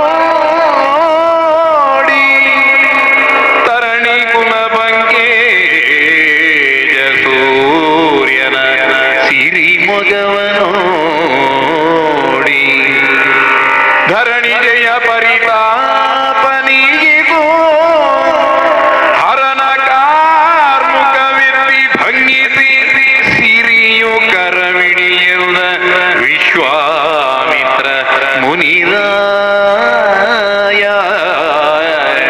ಸಿರಿಯ ಕರವಿಡಿಯುವ ವಿಶ್ವಾಮಿತ್ರ ಮುನಿರಾಯ. ವಿಶ್ವಾಮಿತ್ರ ಮಹರ್ಷಿಗಳು ಲಕ್ಷ್ಮಣನನ್ನು ಸುಮ್ಮಗಿರಿಸ್ತಾರೆ. ಜನಕ ಹೇಳಿದ್ದಲ್ಲಿ ತಪ್ಪಿಲ್ಲ. ಶೂರಾಭಾವ ಆಗಲಿಲ್ಲ, ಪರಾಕ್ರಮಿಗಳು ಇದ್ದಾರೆ ಅಂತಾದ್ರೆ ಎದ್ದು ಹೋಗಬೇಕಲ್ಲ. ಇವರಿಗೇನು ವಿಶೇಷ ಹೇಳಿಕೆ ಕೊಟ್ಟು ಕರಿಬೇಕೋ? ರಾಜಕುಮಾರರೇ ಅಲ್ವೇ? ಆದರೆ ಸೂಚಿಸಬೇಕಾದವರು ಸೂಚಿಸದೆ ರಾಮನಾಗಲಿ ಲಕ್ಷ್ಮಣನಾಗಲಿ ಉದ್ಯುಕ್ತರಾಗುವವರಲ್ಲ. ಈಗ ಸಂತೋಷದಿಂದ ವಿಶ್ವಾಮಿತ್ರ ಮಹರ್ಷಿಗಳೇ ರಾಮನಿಗೆ ಸೂಚಿಸ್ತಾರೆ, ನೀನೇ ಮಾಡಬೇಕಾದಂತಹ ಕೆಲಸ ರಾಮ, ಹೋಗು ಹೋಗು, ಮಾಡಬೇಕಾದಂತಹ ಆ ಸಾಧನೆಯನ್ನು ಮಾಡಿ ಆ ಮೂಲಕವಾಗಿ ಸಿರಿಯ ಕರವಿಡಿ, ಶ್ರೀ ದೇವಿಯ ಕೈಯನ್ನು ಹಿಡಿ, ಹೋಗು, ನಿನ್ನವಳು. ಹಿಂದಿನ ದಿವಸ ಆದಂತಹ ಆ ಘಟನೆ ಅದು ವಿಶ್ವಾಮಿತ್ರರ ಗಮನಕ್ಕೂ ಬಂದಿದೆ. ಅಂದ್ರೆ ಮೊದಲು ಒಂದು ಸಲವೂ ಕೂಡ ಭೇಟಿಯಾಗದೆ ಅಲ್ಲ, ಅಲೌಕಿಕವಾದಂತಹ ಒಂದು ಪ್ರೇಮ ಶ್ರೀರಾಮ ಮತ್ತು ಸೀತಾದೇವಿಯರಲ್ಲಿ ಅದು ಯಾವ ರೀತಿಯದಾಗಿ ಉಂಟಾಗಿತ್ತು ಅಂದರೆ ಧನುರ್ಭಂಗವನ್ನು ಯಾರೋ ಬಂದು ಮಾಡುವುದು, ಆಕಸ್ಮಿಕವಾಗಿ ಸೀತೆಯನ್ನು ಕೈ ಹಿಡಿಯುವುದು ಹಾಗಲ್ವಲ್ಲ. ಪರಮ ಭಕ್ತಿಯಿಂದಲೇ ಸೀತಾದೇವಿ ರಾಮನನ್ನು ಸೇರ್ತಾಳೆ. ಅದೇ ಅನುಗ್ರಹ ಸ್ವರೂಪವಾಗಿ ಅನುಗ್ರಹಪೂರ್ವಕವಾಗಿ ಸೀತಾದೇವಿಯ ಕೈಯನ್ನು ಶ್ರೀರಾಮಚಂದ್ರ ಹಿಡಿಯುತ್ತಾನೆ. ಅದಕ್ಕೆ ನಾಂದಿ ಇದು ವಿಶ್ವಾಮಿತ್ರರು ಸೂಚಿಸಿದ್ದಾರೆ. ಶ್ರೀರಾಮಚಂದ್ರನಿಗೆ ಅಷ್ಟೇ ಸಾಕು. ಎದ್ದಿದ್ದಾನೆ ಶ್ರೀರಾಮ. ಪಡೆಯುತ್ತ ಆಶೀರ್ವಾದ ಕಾರ್ಮುಕದಿಡಿಗೆ ಬಂದನು. ರಾಮ ನೆನೆದನು ಮೃಡನ ಪದಗಳ, ರಾಮ ನೆನೆದನು ಮೃಡನ ಪದಗಳ, ದೇವ ಮುನಿ ಚರಣಗಳ ಸ್ಮರಿಸುತ್ತ ಕಡಿಗೆ ಗುರುವ ನೋಡಿ ದಶರಥ ನಡಿಗಳಿಗೆ ನಮಿಸುತ್ತ ಸ್ತುತಿಸಿದ ಮೃಡಸುಮನನ ಮಗಳ ನೋಡಿದ ಪರಶಿವನ ಧನುವಾ ಪಡೆಯುತ್ತ ಆಶೀರ್ವಾದ ಕಾರ್ಮುಕದಿಣಿಗೆ ಬಂದನು. ಗುರುಗಳ ಪಾದಗಳಿಗೆ ವಂದಿಸಿದ್ದಾನೆ ಶ್ರೀರಾಮ. ಗಂಭೀರ ಭಾವದಿಂದಲೇ ವೇದಿಕೆಯ ಬಳಿಗೆ ಹೋಗಿದ್ದಾನೆ. ವೇದಿಕೆಯನ್ನೇರಿಕೊಂಡಿದ್ದಾನೆ. ಏರ್ತಾ ಏರ್ತಾ ಒಂದೊಂದು ಹೆಜ್ಜೆಗೂ ಕೂಡ ತಾನು ಶಿವ ಧನುಸ್ಸಿನ ಬಳಿಗೆ ಹೋಗುತ್ತಾ ಇದ್ದಾನೆ. ಅಲ್ಲ, ಸಾಕ್ಷಾತ್ ಶಿವನ ಅನುಗ್ರಹವನ್ನೇ ಪಡೆಯುವುದಕ್ಕೆ ಹೋಗುತ್ತಾ ಇದ್ದೇನೆ. ಶಿವನ ಸ್ತುತಿಯನ್ನೇ ಮಾಡ್ತಾ ಇದ್ದಾನೆ. ಶಿವನ ನಾಮಗಳನ್ನು ಸ್ಮರಿಸ್ತಾ ಸ್ಮರಿಸ್ತಾ ಮೆಟ್ಟಲುಗಳನ್ನು ಹತ್ತಿ ವೇದಿಕೆಯ ಮೇಲ್ಭಾಗಕ್ಕೆ ಹೋದ. ಶಿವಕಾರ್ಮುಖದ ಬಳಿಗೆ ಬಂದ. ಅದರ ಬಳಿಯಲ್ಲಿ ನಿಂತುಕೊಂಡು ಕಣ್ಣುಮುಚ್ಚಿ ತನ್ನ ತಂದೆಯಾದ ದಶರಥನ ಪಾದ ಪದ್ಮಗಳನ್ನು ಮನಸ್ಸಿನಲ್ಲೇ ನೆನೆಸಿಕೊಂಡು ತನ್ನ ವಂದನೆಯನ್ನು ಸಲ್ಲಿಸಿದ ತನ್ನ ತಂದೆಗೆ. ಆಮೇಲೆ ಅದೇನು ಘೋಷಿಸಲ್ಪಟ್ಟಿತೋ ಮೊದಲೇ ಜನಕ ಮಹಾರಾಜ ಆಹ್ವಾನವನ್ನು ಕೊಟ್ಟನೋ ಆ ಧನುಸ್ಸು ಯಾವುದು ಅದನ್ನು ಈಗ ನೋಡುವುದಕ್ಕೆ ತೊಡಗುತ್ತಾನೆ. ಅದರ ಮೊದಲು ಧನುಸ್ಸಿನ ಕುರಿತು ಯೋಚನೆಯೇ ಮಾಡಿದವನಲ್ಲ. ಅಲ್ಲಿಂದ ಇಲ್ಲಿಯವರೆಗೂ ಆ ಇಡೀ ಧನುಸ್ಸು, ಆ ಹುಡುಗನ ಎತ್ತರ ಎಷ್ಟುಂಟು ಶ್ರೀರಾಮಚಂದ್ರನದು, ಅದರ 2 ಪಾಲುಂಟು ಆ ಧನುಸ್ಸು ಉದ್ದ. ಅದನ್ನು ನೋಡ್ತಾ ಇದ್ದಾನೆ. ನೋಡಿ ಭಯಗೊಂಡದ್ದಿಲ್ಲ. ಒಂದು ಕ್ಷಣ ಸ್ಥಿರನಾಗಿ ನಿಂತು ಆ ಧನುಸ್ಸನ್ನು ಈಕ್ಷಿಸ್ತಾ ಇದ್ದಾಗ ಎಲ್ಲವರೂ ನೋಡ್ತಾರೆ, ಈ ಹುಡುಗ ಹೋಗಿ ನಿಂತುಕೊಂಡಿದ್ದಾನಲ್ಲ. ತರಳೆಯರು ತೋರಿದರು ರಾಣಿಗೆ, ಸೀತಮ್ಮ ನೋಡು ನೋಡಲ್ಲಿ. ಹರನ ಬಿಲ್ಲನು ತೊಡುವ ರಾಮನ ಪರಿಯನರಿಯದೆ ಮನದೊಳ ತುರಗೊಂಡಳಾದೆ. ಪರಮ ಭುಜ ಕ್ರಮರನಿ ಹರನ ಕಾರ್ಮುಕ ಸೋಲಿಸಿತು. ಪರಮ ಭುಜ ಬಲ ವಿಕ್ರಮರನಿ ಹರನ ಕಾರ್ಮುಕ ಸೋಲಿಸಿತು. ಕಿರುವರೆಯನಿ ಸುಕುಮಾರ ಗೊಲಿಯುವುದೇ ಎಂದಳಿಂದು ಮುಖಿ, ಎಂದಳಿಂದು ಮುಖಿ. ಸೀತಮ್ಮ ಸೀತಮ್ಮ ನೋಡು ನೋಡು ನೋಡಲ್ಲಿ. ಬಂದವ ನಿನ್ನೆ ದಿವಸ ನೋಡಿದವನು ಅವನೇ ಬಂದಿದ್ದಾನೆ. ಧನುಸ್ಸಿನ ಬಳಿಗೆ ಹೋಗಿದ್ದಾನೆ. ಅಲ್ಲಿ ನಿಂತುಕೊಂಡಿದ್ದಾನೆ. ಧನುಸ್ಸನ್ನು ತೊಡುವುದಕ್ಕಿದ್ದಾನೆ ಎನ್ನುವಾಗ ಸೀತೆಯೂ ಕಣ್ಣೆತ್ತಿ ನೋಡಿದ್ದಾಳೆ. ನೋಡಿದ ಸೀತೆಗೆ ಆನಂದ ಆದದ್ದಲ್ಲ, ಆತಂಕ ಆದದ್ದು. ಯಾಕಂದರೆ ಆ ಮೊದಲು ಏನಾಯಿತೋ ಅದನ್ನೆಲ್ಲ ಪ್ರತ್ಯಕ್ಷವಾಗಿ ಕಂಡಿದ್ದಾಳಷ್ಟೇ. ಯಾರ್ಯಾರೋ ಬಲಿಷ್ಠರೆನಿಸಿದವರೆಲ್ಲ ಬಂದಿದ್ದಾರೆ. ಅದನ್ನು ಅಲುಗಾಡಿಸುವುದಕ್ಕೂ ಆಗದೆ ಹಿಂದೆ ಸರಿದಿದ್ದಾರೆ. ಅವರಿಗೆ ಬಗ್ಗದ ಧನುಸ್ಸು ಈ ಸುಕುಮಾರ ಶರೀರನಾದಂತಹ ಇವನಿಗೆ, ಕೋಮಲಾಂಗನಿಗೆ ಅದು ಮಣಿಯುವುದೇ? ಇದನ್ನು ಎತ್ತುವುದಕ್ಕೆ ಸಾಧ್ಯವಾಗುತ್ತದೆಯೇ? ಅವಳ ಮನಸ್ಸಿನ ಆತಂಕ ಅವಳ ಕಣ್ಣುಗಳಲ್ಲಿ, ಮುಖದಲ್ಲಿ ವ್ಯಕ್ತವಾಯಿತು. ಸಖಿಯರ ಮುಖಗಳನ್ನು ನೋಡ್ತಾಳೆ ಪ್ರಶ್ನಾರ್ಥಕವಾಗಿ. ಎತ್ತುವುದ ಕುಂಟೆ ಅವನು, ಎತ್ತುವುದ ಕುಂಟೆ ಅಂತ ತನ್ನ ಭಯವನ್ನು ತೋರಿಸಿದರೆ ಸಖಿಯರು ಎಷ್ಟು ಚಂದಕ್ಕೆ ಸಮಾಧಾನ ಮಾಡ್ತಾರೆ. ವನದಿಯ ಪೋಷಣವ ಮಾಡಿದ ಮುನಿಯು ಕಲಶ ಜನೆತ್ತ ನೇಣಾವನದಿ ಎತ್ತನು ರವಿಯ ಬಿಂಬವನೋಡೆ ಕಿರಿದಗುದು ಮಿನುಗಲುದಯಾಚಲದಿ ಮೂಜಗವನು ಮನೋಕರಮಾಗಿ ಬೆಳಗುವ ದಿನಪ ಕುಲಮಣಿ ಬಾಲನಾದುಡಿ ಶಕ್ತಿ ಕಿರಿದಗುದೇ ದಿನಪ ಕುಲಮಣಿ ಬಾಲನಾದುಡಿ ಶಕ್ತಿ ಕಿರಿದಗುದೇ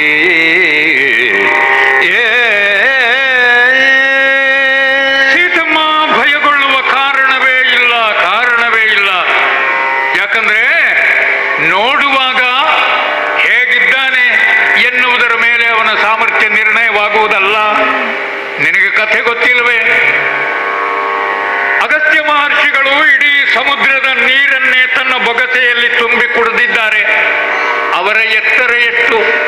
ಮಹರ್ಷಿಗಳ ಕೂಟದಲ್ಲಿ ಅತ್ಯಂತ ಕುಳ್ಳ ಮಹರ್ಷಿಯವರು, ಎತ್ತರ ಕಡಿಮೆ. ಅವರೇ ವಿಂಧ್ಯ ಪರ್ವತವನ್ನು ಅದರ ಎತ್ತರವನ್ನು ತಗ್ಗುವ ಹಾಗೆ ಮಾಡಿದ್ದು, ಹೀಗೆಯೇ ಇರು ಎನ್ನುವ ಹಾಗೆ ಹೇಳಿ. ಅಂತಹ ಅಗಸ್ತ್ಯ ಮಹರ್ಷಿಗಳು ವನಧಿಯನ್ನೇ ಆಪೋಷಣಗೈದಿದ್ದಾರೆ. ವಿಶಾಲವಾದ ಸಾಗರ, ಹಾಗಾದ್ರೆ ಆ ಸಾಮರ್ಥ್ಯ ಎಲ್ಲಿ ಕಾಣ್ತದೆ? ಅಂತಃಸತ್ವ ಅದು. ಆಕಾಶದಲ್ಲಿ ಭಾಸ್ಕರ ಬೆಳಗಿನ ಹೊತ್ತು ಬಹಳ ಸುಂದರವಾಗಿ ಕಾಣ್ತಾನೆ. ಅವನ ಗಾತ್ರ ಎಷ್ಟಿದೆ? ನಾವು ನಮ್ಮ ಮನೆಯ ಕಾವಲಿಗೆಯಲ್ಲಿ ಹಾಕುವ ದೋಸೆಯ ಗಾತ್ರವೇ ಅಲ್ವ? ಆದರೆ ಸಾಮರ್ಥ್ಯ ಎಷ್ಟು ಸೂರ್ಯನದು? ದಿನಪ ಕುಲಮಣಿ ರಾಮಚಂದ್ರ, ಸೂರ್ಯವಂಶೀಯನಾದ ಅತ್ಯಂತ ಶ್ರೇಷ್ಠ ರತ್ನನ ಪ್ರಾಯನಾದವ ಶ್ರೀರಾಮ. ಅವನ ಸತ್ವವನ್ನು ಜಾನಕಿ ನೀನರಿಯೇ, ಮರುಕ್ಷಣದಲ್ಲಿ ನೀನು ನೋಡುವೆ. ಮಾಡ್ತಾನೆ, ಭರವಸೆ ಇಟ್ಟುಕೋ. ಸಖಿಯರು ಹೇಳುತ್ತಾರೆ. ಎಷ್ಟೇ ಸಮಾಧಾನ ಮಾಡುವುದಕ್ಕೆ ಜನ ಇದ್ದರೂ ಕೂಡ ಆ ಮನಸ್ಸಿನ ಒಳಗಿರುವ ಒಂದು ಆತಂಕ ಅದು ಪಕ್ಕನೆ ದೂರ ಆಗುವುದೇ ಇಲ್ಲ. ಆದ್ರಿಂದ ಸೀತೆ ಆ ಕ್ಷಣಕ್ಕೆ ಮತ್ತೆ ಪಾರ್ವತೀ ದೇವಿಯ ನೆನಪು ಮಾಡ್ತಾಳೆ. ಮಾಡಿ ಮಾನಸ ಪೂಜೆ ಜಾನಕಿ,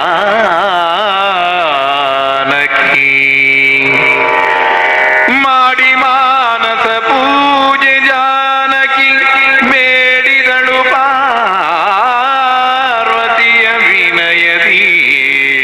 ಅಮ್ಮ, ಕಾಡಿದಳು ಗಣಪತಿಯ ರುದ್ರನ ಕರುಣ ಭಿಕ್ಷೆಯನೋ. ಅಪ್ಪ ಗಣೇಶ, ನೀನು ಅನುಗ್ರಹಿಸು.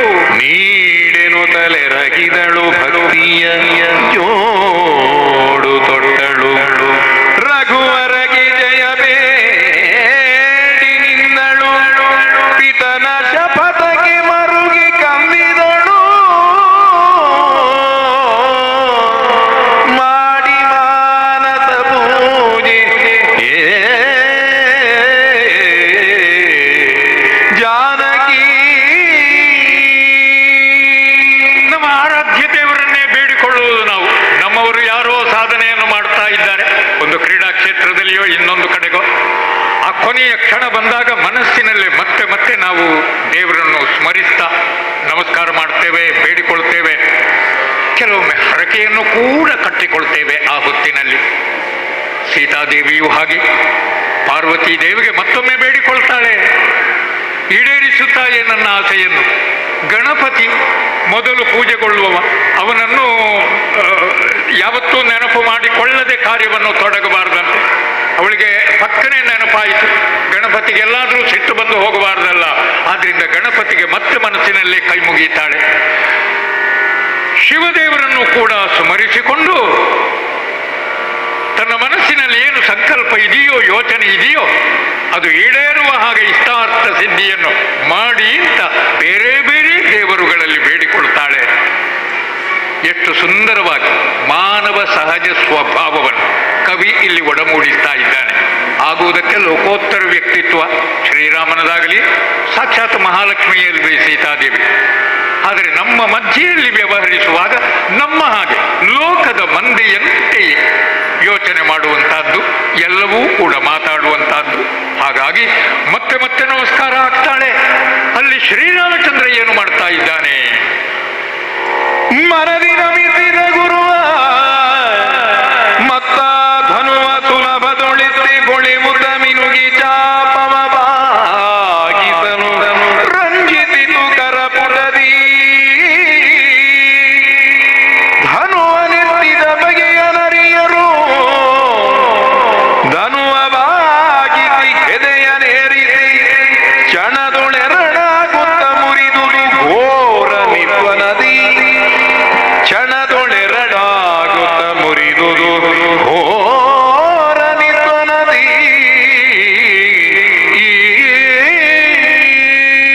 ಒಂದು ಮಹಾ ಶಬ್ದ ಕೇಳಿಸಿತು ಆ ಹೊತ್ತಿಗೆ.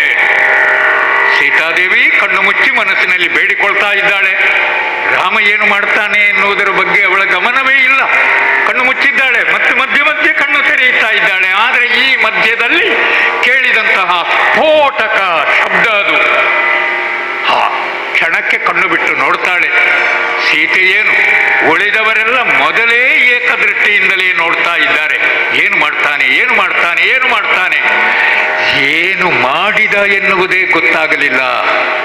ರಾಮ ಧನುಸ್ಸನ್ನು ಹೇಗೆ ಎತ್ತಿದ ಎನ್ನುವುದೇ ಯಾರ ಗಮನಕ್ಕೂ ಬೀಳಲಿಲ್ವಂತೆ. ಅಂದ್ರೆ ಅವ ಹುಡುಗ ಅಲ್ವೇ, ಅವನಿಗಿಂತ ಉದ್ದ ಧನುಸ್ಸು ಹೇಗೆ ಎತ್ತಿದ, ಅದಕ್ಕೆ ಹೆದೆಯನ್ನು ಹೇಗೆ ಕಟ್ಟಿದ, ಆ ಹೆದೆಯನ್ನು ಕಟ್ಟಿದ್ದು ಯಾವಾಗ, ಆ ಸಿಂಜಿನಿಯನ್ನು ಹಿಡಿದು ಎಳೆದದ್ದು ಯಾವುದೂ ಗೊತ್ತಾಗಲಿಲ್ಲ. ನೋಡುವಾಗ ಧನುಸ್ಸು ಎರಡು ತುಂಡಾಗಿದೆ, ಹಗ್ಗ ಮಾತ್ರ ಒಂದೇ ಉಂಟು. ಹಗ್ಗದ ತುದಿಯಲ್ಲಿ ಧನುಸ್ಸಿನ ಎರಡು ಭಾಗಗಳು ನೇತಾಡ್ತಾ ಇದ್ದಾವೆ. ಅವುಗಳನ್ನು ಕೆಳಗೆ ಹಾಕಿದ್ದಾನೆ. ಕಂಡದ್ದು ಅಷ್ಟೇ. ಹಾಗಾದ್ರೆ ಎತ್ತಿದ್ದು ಹೇಗೆ? ಎಷ್ಟು ಸುಂದರವಾಗಿ ಹೇಳ್ತಾರೆ ವಾಲ್ಮೀಕಿ ಮಹರ್ಷಿಗಳು. ಅದನ್ನೇನು ಕೈಯಿಂದ ಕೆಳಗಿನಿಂದ ಉಳಿದವರು ಎತ್ತುವುದಕ್ಕೆ ಪ್ರಯತ್ನ ಪಟ್ಟಾಗೆ ಎತ್ತಿದ್ದೇ ಅಲ್ವಂತೆ. ಹಾಗೆ ಎತ್ತಿದ್ರೆ ಅದು ಉದ್ದ ಹೆಚ್ಚುಂಟಲ್ಲ, ತನ್ನ ಕಾಲ ತುದಿಯ ಬೆರಳಿನಿಂದ ಆ ಧನುಸ್ಸಿನ ತುದಿಯನ್ನೆತ್ತಿ ಹಿಡ್ಕೊಂಡದ್ದಂತೆ. ಮತ್ತೆ ಇನ್ನೊಂದು ಅಲ್ಲೇ ಉಂಟು ಕೆಳಗೆ, ಅಲ್ಲಿಗೆ ಧನುಸ್ಸನ್ನು ಕಟ್ಟಿದ. ಏನು ಇದು ಸಿಂಜಿನಿಯನ್ನು ಕಟ್ಟಿ ಎಳೆದು ಹೆದೆ ಏರಿಸಿದ. ಎಳೆಯುತ್ತಾ ಇದ್ದಾಗಲೇ ತುಂಡಾಗಿ ಹೋಯಿತು. ಘೋರ ನಿತ್ವನ ಕೇಳಿಸಿತು. ಶಿವ ಧನುರ್ಭಂಗವಾಗಿ ಹೋಯಿತು. ಮಾಡಿದವ ಶ್ರೀರಾಮಚಂದ್ರ, ದಾಶರಥಿ, ಸೂರ್ಯವಂಶೀಯನಾದಂತಹ ಲೋಕಾಭಿರಾಮ ಶ್ರೀರಾಮ. ಶಿವಧನುರ್ಭಂಗವನ್ನು ಮಾಡಿದರೆ ಆ ಕ್ಷಣವನ್ನೇ ಎಲ್ಲವರೂ ಕಾಯ್ತಾ ಇದ್ದಾರೆ. ಶತಾನಂದರು ಅವಸರ ಮಾಡ್ತಾ ಇದ್ದಾರೆ. ಮುಹೂರ್ತಮ ಇರ್ತಾರೆ, ಬನ್ನಿ ಬನ್ನಿ. ಮುನಿ ಶತಾನಂದನ ಜಯಲಿ ಸಖಿ ಜನರು ಸೀತೆಯ ಮಂದಗತಿಯು ದಿನಕುನೋದ್ಭವನೆಡೆಗೆ ಕರೆ ತಂದರು ಸರಾಗದನಿ ವನಜ ಕತ್ತದಿ ಬಿಡಿದು ಮಾಲೆಯ ಜನಕ ಸುತೆ ಗರಿಯನ್ನು ಕಾಣಲು ತನುವ ಮರೆದಳು ಸೂರೆಗೊಂಡಳು ಚಿತ್ತ ಪದ ತಳದಿ ಮುನಿ ಪಶತಾನಂದಾಜಯಲಿ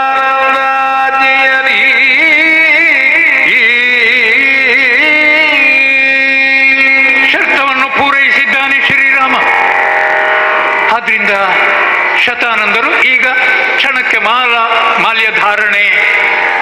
ಸಖಿಯರು ಕರ್ಕೊಂಡು ಹೋಗಿ ಸೀತಾದೇವಿಯನ್ನು ಶ್ರೀರಾಮಚಂದ್ರನ ಬಳಿಗೆ, ವೇದಿಕೆಯ ಮೇಲೆಯೇ ಶ್ರೀರಾಮಚಂದ್ರನಿದ್ದರೆ ಅಲ್ಲಿಗೆ ಸೀತಾದೇವಿಯನ್ನು ಕರ್ಕೊಂಡು ಹೋಗಿದ್ದಾರೆ. ವರಮಾಲಿಕೆ ಸೀತಾದೇವಿಯ ಕೈಯಲ್ಲಿದೆ. ರಾಮನ ಬಳಿಯಲ್ಲಿ ಹೋಗಿ ನಿಲ್ಲಿಸಿದರೆ ಕೈಯಲ್ಲಿ ಸೀತೆ ಮಾಲೆಯನ್ನು ಹಿಡ್ಕೊಂಡಿದ್ದಾಳೆ. ಆದರೆ ಆ ಮಾಲೆಯನ್ನು ರಾಮನ ಕೊರಳಿಗೆ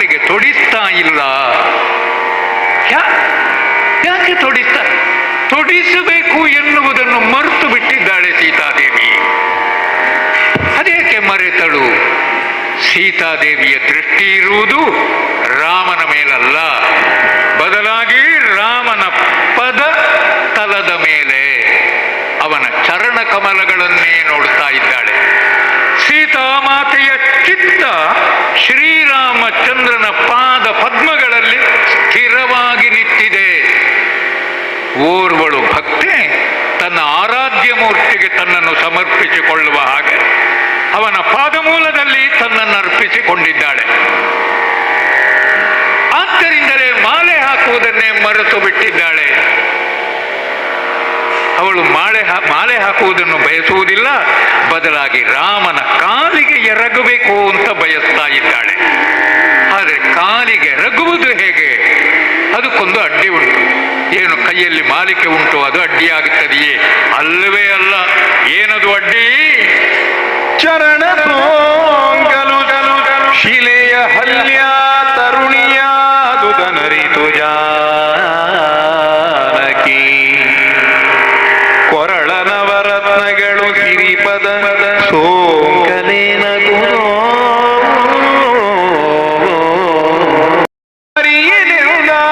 ಸೀತೆ ಪದಯುಗ ಕೆರಗದಿರಿ ಮನದೊಳಗೆ ನಕ್ಕನು ಧರಣಿ ಜಾತಿಯ ಮಮತೆ ಅರಿಯುತ್ತ ರಾಮಚಂದ್ರಮನು. ಧರಣಿ ಜಾತಿಯ ಮಮತೆ ಅರಿಯುತ್ತ ರಾಮಚಂದ್ರಮನು.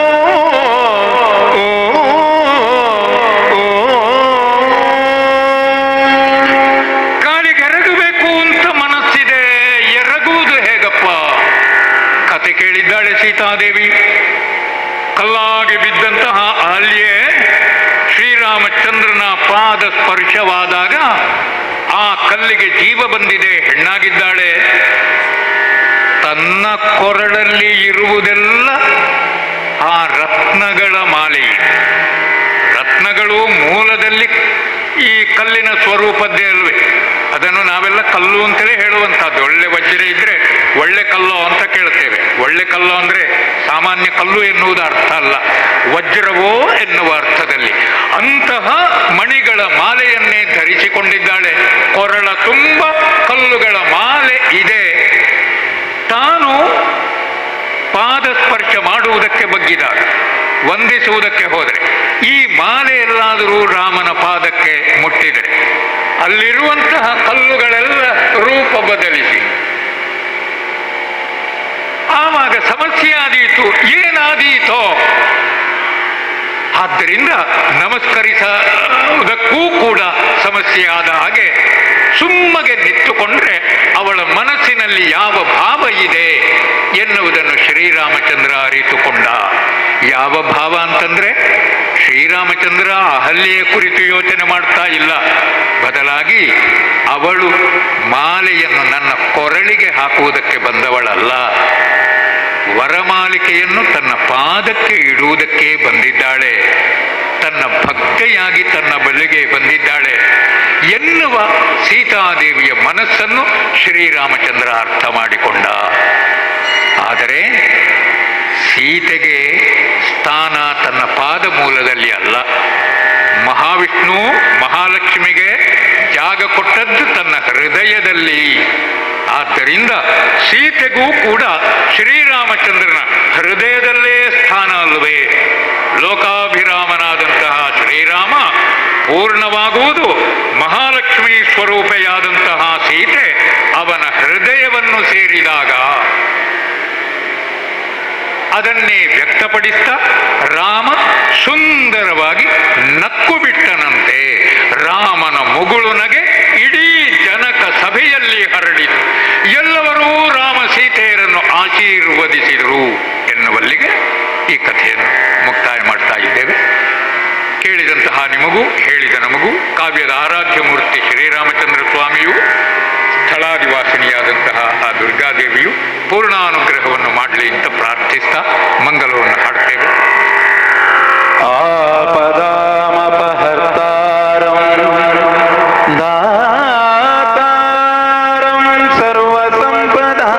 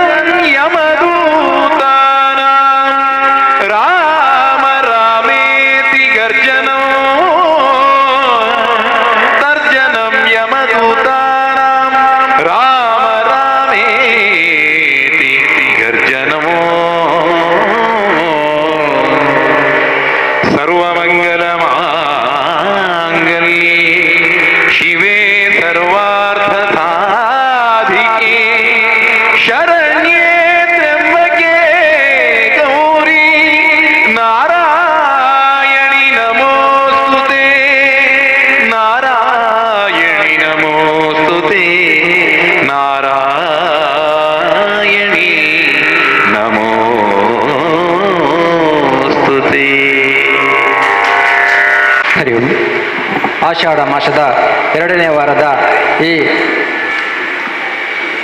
ಲೋಕಾಭಿರಾಮ ಶ್ರೀರಾಮ ಮಾಸಾಚರಣೆಯ ಈ ವಾಚನ ಕಾರ್ಯಕ್ರಮ ನಡೆಸಿಕೊಟ್ಟಂತಹ ಶ್ರೀ ದೇವಪ್ರಸಾದ್ ಆಳ್ವ ತಲಪಾಡಿ ಹಾಗೂ ಪ್ರವಚನವನ್ನು ನಡೆಸಿಕೊಟ್ಟಂತಹ ಶ್ರೀ ಸರ್ಪಂಗಲ ಈಶ್ವರ ಭಟ್ ಇವರು ಕೂಡ ಕ್ಷೇತ್ರದ ಪರವಾಗಿ ಅನಂತರ ಧನ್ಯವಾದಗಳನ್ನು ಅರ್ಪಿಸ್ತಾ ಇದ್ದೇನೆ.